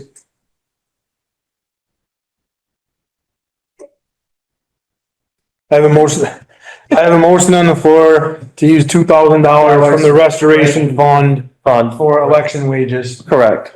Okay. And I have a second. All those in favor? Aye. Part-time cleaning position interview schedule and plan. Did you just say election wages? You can't put it through electronic. Burnt out or what? Yeah. All you need to do is vote Approve for it. Bridget to work and do the maps, digitize the maps. That's right. I'm sorry. And charge it to the restoration fund. Right, because you can't move the restoration money. You're not moving money anywhere. Authorizing. Sorry. I make a motion, we rescind the previous past motion. Second. All those in favor? All right, now, Clearly, it's been a long meeting. It's been a long Yes. week. So make a motion to allow Bridget to do the map scanning, and we fund that time through the restoration grant Restoration Fund. fund. Not We grant. did it last night. How many? It was like 15 hours for 6 weeks or something like that. Cap it at 2,000. We capped it at 2,000. Yeah. Okay. Jamie made a motion? It's capped at $2,000, Jamie? Yes. Okay. Second. Second. We'll reassess that. Now we have it. I just, Sorry.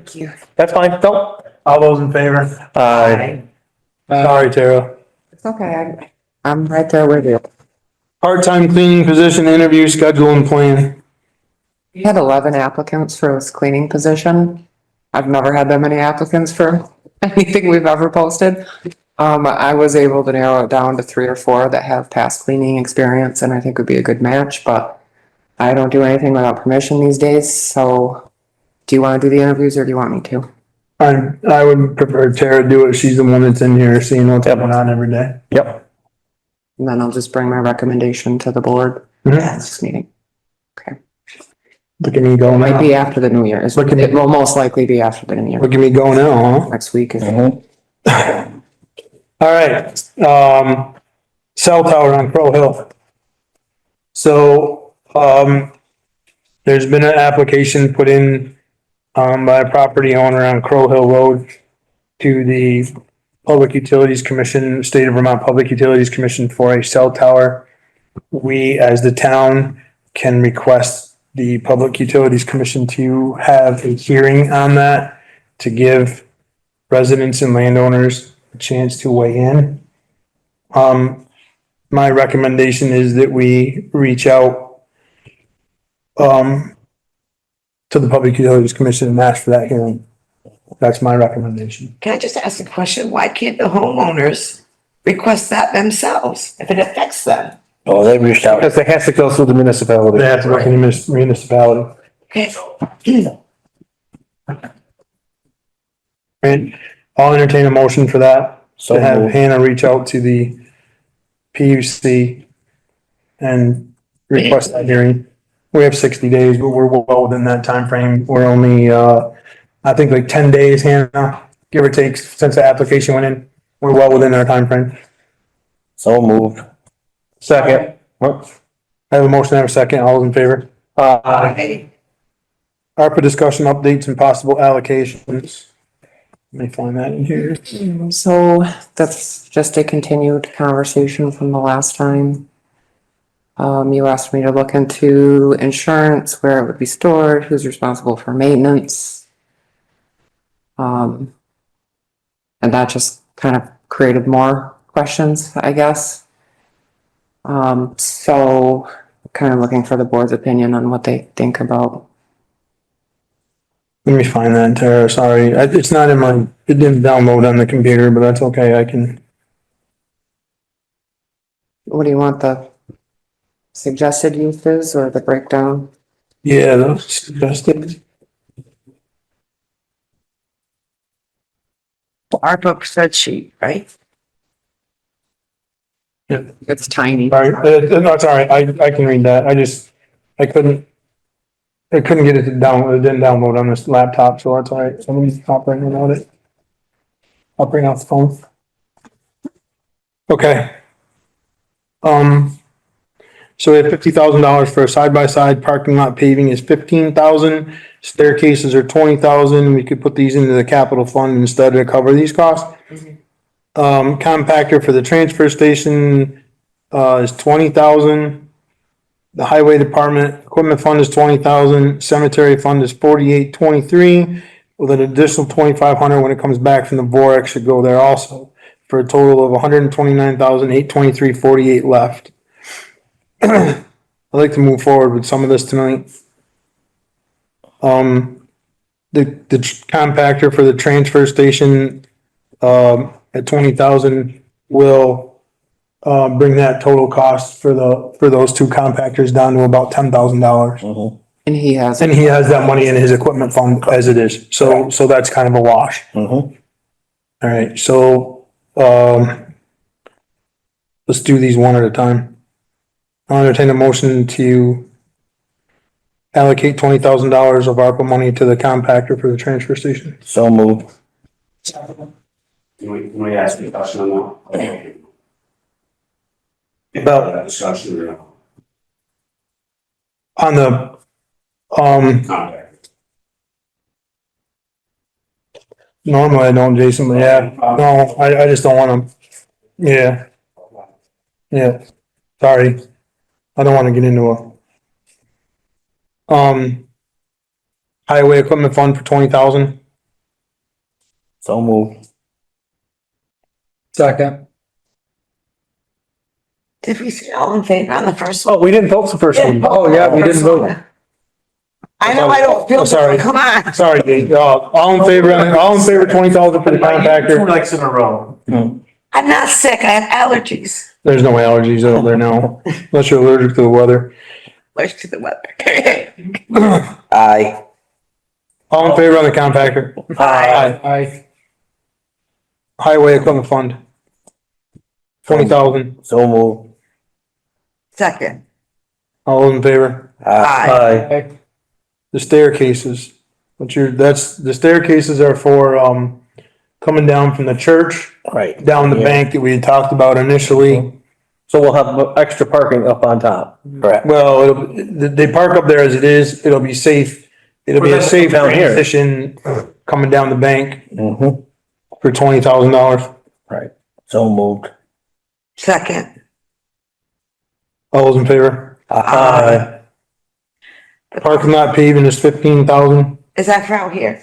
Mm-hmm. Does that include the ramp? The ramp's getting done this week coming. Okay, cause I walked that ramp the other day and it's really It's gone bad. now. Oh. The ramp's gone and Good. the concrete will be done next week. Okay, good. Thank you. And our flagpole will go in at the end of the week, so by Christmas, the town hall should be almost done. Okay. Minus the pavement. So moved. I'm on the staircase, right? No. No, Around the paving. pavement. Second. All those in favor? Aye. Cemetery fund, 48,2348. So moved. Second it. All those in favor? Aye. Aye. Which brings us to the side by side for 50,000. So we had, the fire departments are here, or someone's here to talk about that, I'm sure. We had talked about this before, a side by side for the town for rescue and fire service. There were some questions that came up, about insurance and, who would be responsible, how that would work. What else do we have for questions? Training. Who's liable, maintenance. And I don't know if we've ever answered those questions. And in the meantime, I think there's been some other suggestions, right? About that. Is that, okay. So the initial proposal was for. So will you just, Craig, just announce and come up where they can hear you or somebody, or I guess we can move that over. Just announce who you are, please. Craig Odell, Pownal Fire Chief. So the initial proposal was to purchase one side by side with the equipment. But after doing some research, where the department probably could actually do two, one for each department, with the firefighting and rescue equipment on both. Obviously, the make and model would be different to accommodate cost. So it'll be a lower model machine that would go to each department.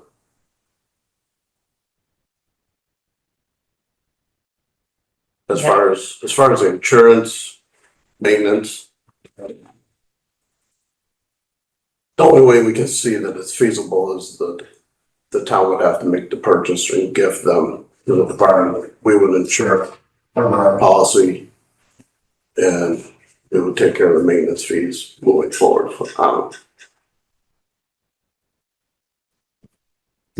Okay. Anything to add? Jason, We've had some discussion, also, we're agreeing with it. Our opinion was a little bit different. We thought that maybe we could take that money and split it. We could, with the intention of purchasing a side by side, but maybe do ours a little bit differently. But it'd be the same money coming from the town, and we have, someone that would donate the money to offset the difference in cost. Can I ask a question? Why do you think you need two?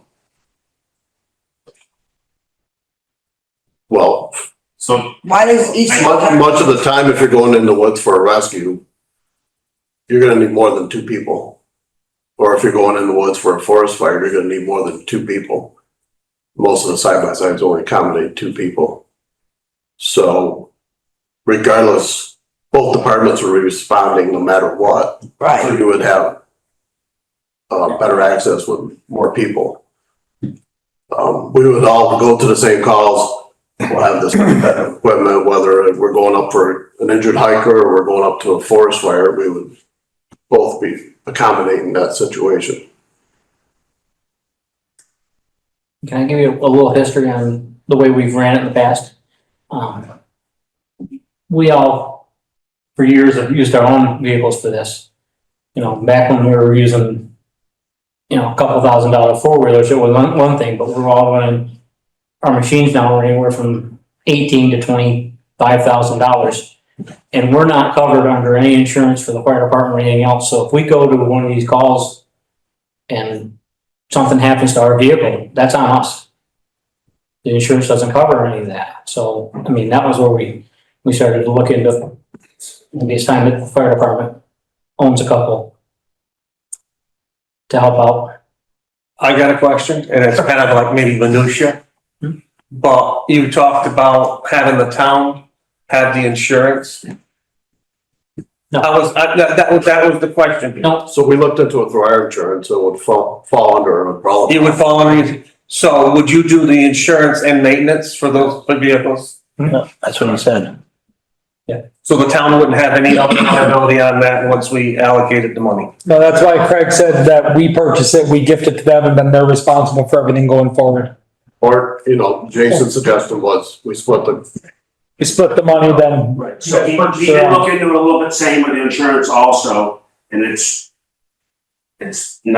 tricky, but I mean, we can still cover it under the policies we already have, as long as we have, you know, we do some training, a formal training program and things like that, but I think it's cleaner, instead of the town trying to purchase it and, you know, and then gift it or whatever. I mean, I think you could trust us if you could give us, if you wanted to give us. Just allocate you the money. We could purchase it. I mean, we've done that in the past with, on the last grant we got, last allotment. So,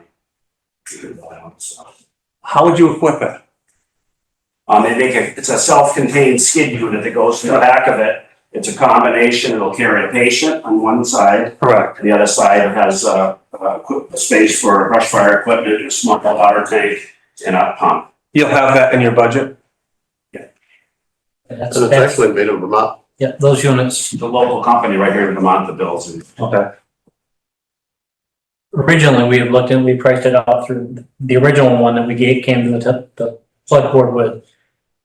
It was done through a company that all the bells and whistles, it's through a fire department company, so the cost is elevated immensely. Mhm.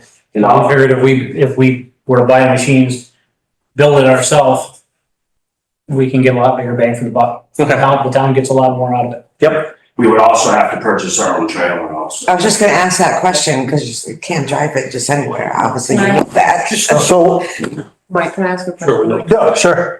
Just so people know, if rescue needs the use of the side by side, they call you guys anyways, right? Yeah. Just so people know. They call the fire department for, 90% of the time, for assistance anyways. Yeah. Rescue would be getting the fire department for assistance. I just wanna make sure people know we're that. typically dispatched together, yes. So the only question that I have is, I don't know if it's really a question. So we're asking for $50,000 for two side by sides that are probably, history says that we're using them for forest fires more than we're gonna use them for a rescue operation. But so where I'm going with it, Jason, is we're gonna give $50,000, 25 each, and the rescue squad gets none of that 50,000 technically, right? So where is the equity?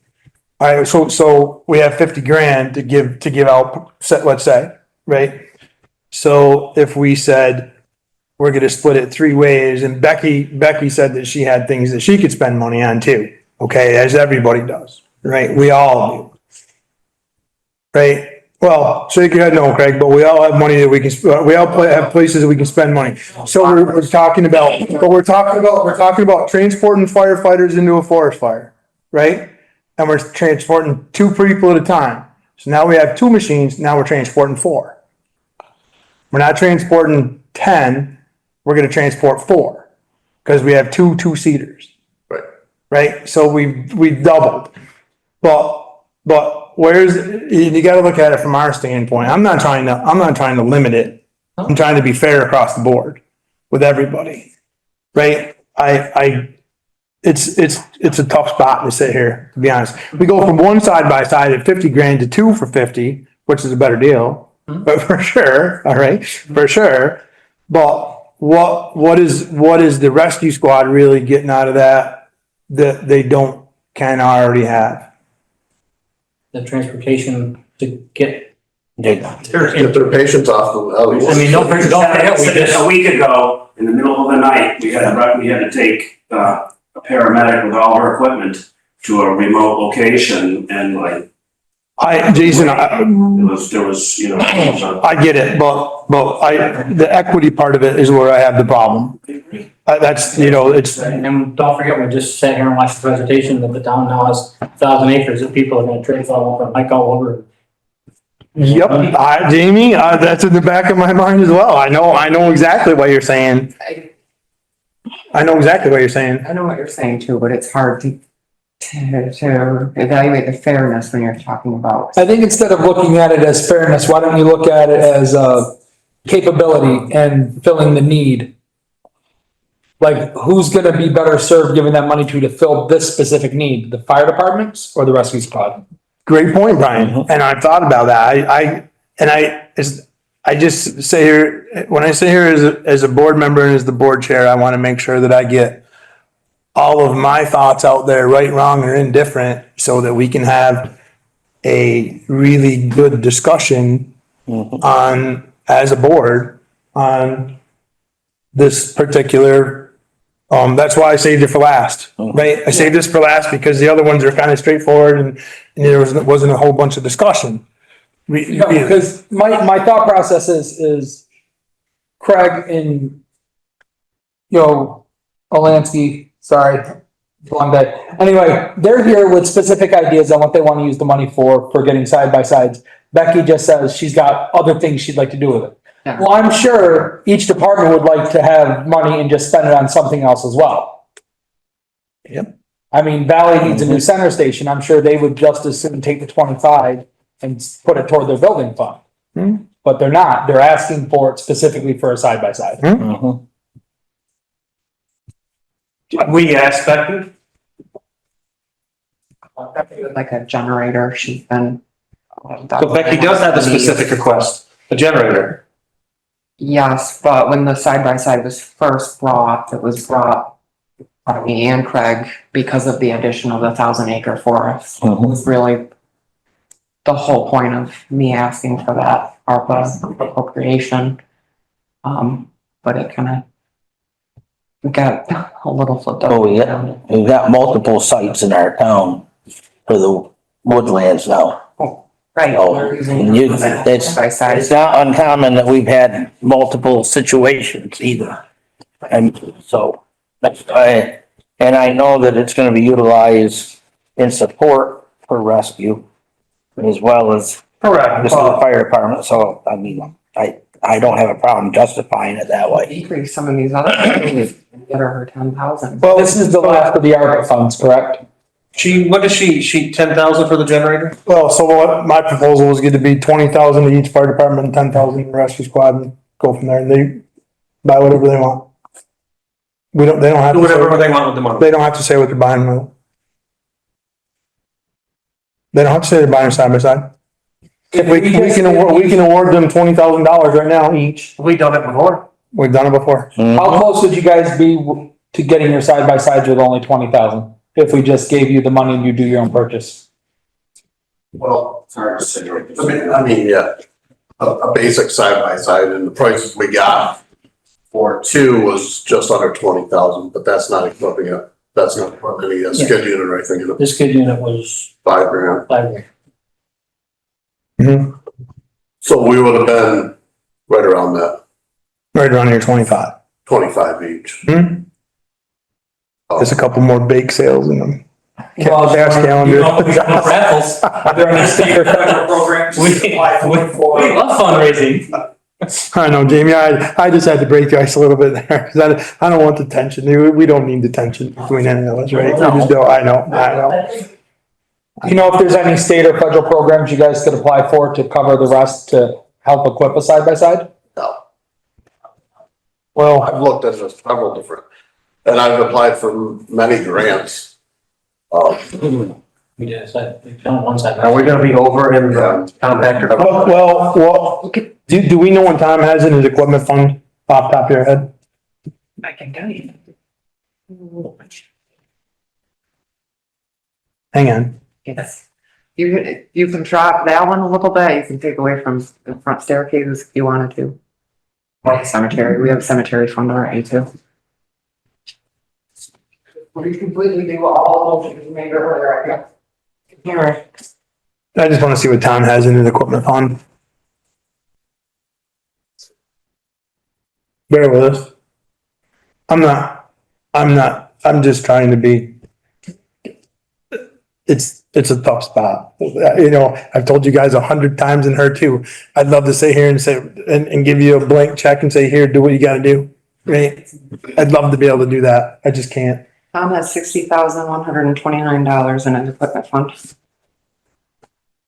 Does he have other earmarks for those funds? Not that I'm aware of. I'll entertain a motion to reduce the already voted on compactor ARPA funds from $20,000 for the compactor to $10,000. I'll make that motion. I'll second it with the caveat that specify that the rest of the funds for the compactor are coming from his equipment fund. That's the plan. I have a motion, I have a second. All in favor? Aye. I'll entertain a motion to take the $10,000 that we just took and give it to the Pownal Rescue Squad on ARPA funds. So moved. Second it. Any discussion? All those in favor? Aye. Should we say that it's for her? Nope, generator? nope. No, okay. I will entertain a motion to give the Pownal Fire Protective Association $25,000 in ARPA funds. So moved. Second it. Any discussion? All those in favor? Aye. I will entertain a motion to give the Pownal Valley Fire Protective Association $25,000 in ARPA funds. So. Second. Any discussion? All those in favor? ARPA funds are done. Yay. Thank you, guys. Thank you. And please just know, Thank you all for staying through that. you know, No, I know what you're, yeah, it's just, it's a tough spot. it's, yep. This is, you know, it's tough to sit up here. And I appreciate you guys. Nobody appreciates you more than we do for sure. You guys all know that, so. We'll run those through next week. Okay. That's done with that. Preliminary general and road budget discussion and overview. Everybody go over that? Yeah. Yeah. Any discussion on that? Right now?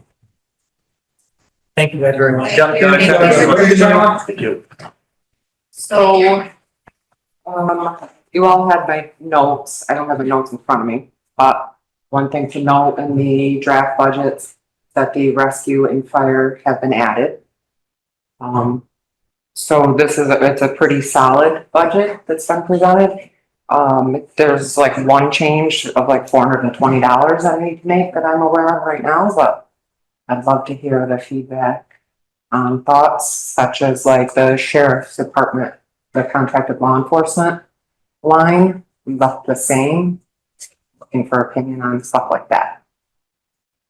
Their rate went up like $8, right? Yeah. So yeah, their rate is gonna go from $72.50 to $80 per hour, starting July 1 of the new fiscal year.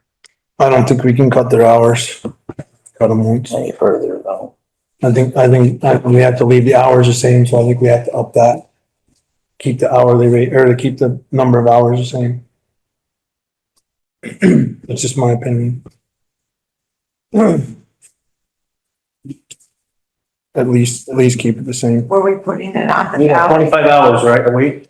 asking if they wanted to stay with the sheriff's department? But it's not, it wouldn't take effect until after January anyway. But no, we're not, we're asking for an advisory, not whether they want to keep it or Right, no, not. exactly. Correct. advice. But it doesn't mean we have to remove it, no matter what the advice is. We didn't hire a town manager, No, I know. right? But I don't believe we can go without law enforcement, and the town constable is not the way to go for law enforcement in this town. There's no way. There's no way. We have to stay with law There'd be enforcement. so much more money having to be spent to get town constable up to that point. Be ridiculous. We're kind of locked in. Mike, Yes, sir. if we do increase the sheriff's department, what I would like to do is just increase the sheriff's department to $104,000. But with the caveat that that is their budget and not their patrol time. Because remember, their patrol time is separate from their investigation time. So just so that we don't end up with 150,000 because. We had that conversation last year with them. I don't think you were in part of that though, right? Because it was before. Can't remember if It was before you were on the board, right? Yeah, but we've had discussions with them while I was on the board. We can't. We could turn around and say, we'll do 20 hours and that'll give us enough buffer room. How many hours are they now? But how are they doing on their budget right now? They're staying under. They're staying under their budget. Staying under as we requested, yeah. There's what I'm looking for, contracted law enforcement. Right now, we have it set up it's budgeted for 99,000. Right? 99.3. And that's 25 hours a week, is that right? Is that what we're doing, Tara? So if we did 25 hours or 25 hours a week. So if we just increase it to 104, that's what brings that up to that. Right? 25 hours a week times, what was their rate? $82? 80. 80. Oh, you dumbass. 25 hours a week 200. times $80 Times 52. is what is it, Carl? Times 52 is $104,000 for the annual, for the budgeted amount. I'm comfortable as long as we can keep it at the 25 hours a week. I'm comfortable with that. Okay. I just needed to make sure that I stated it that way. That's all. Yep, no, that's fine.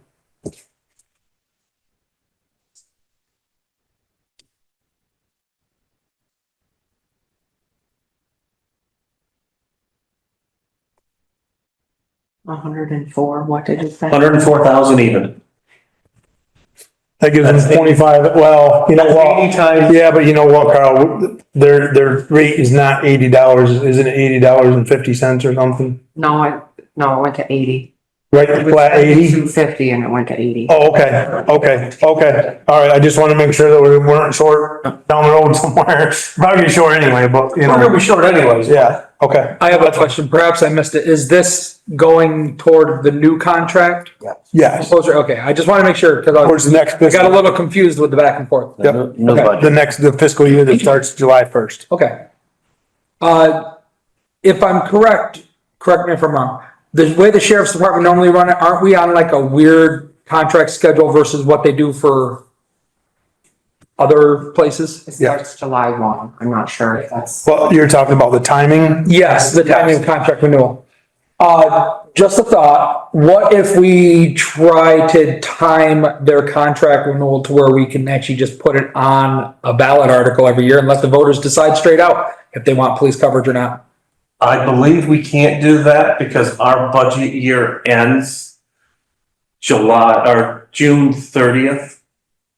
And that's when the contract new contract takes hold. That's not necessary. It only. Well, I think that's what he's asking for which was a couple weeks before you came on board. Okay. Was an advisory vote on this year's, ballot of whether the town wants to continue with the sheriff's department or not, or law enforcement, or whatever. Yeah. I have We have to- LCT opinion on that, but I haven't brought it back. I was gonna bring it next week. Right, Because my thought was, well, what if our current contract, we change the timing of it, sign it at the same time, but have it ending as of I don't think we can do that because we operate on a fiscal year. Mhm. The contract really doesn't have to operate with the fiscal year though. Yes, it does. Yes, it does. It might not, Carol. Started the fiscal year as far as where you pull the money from. Correct, but that's right, but now how do you split that between budget years?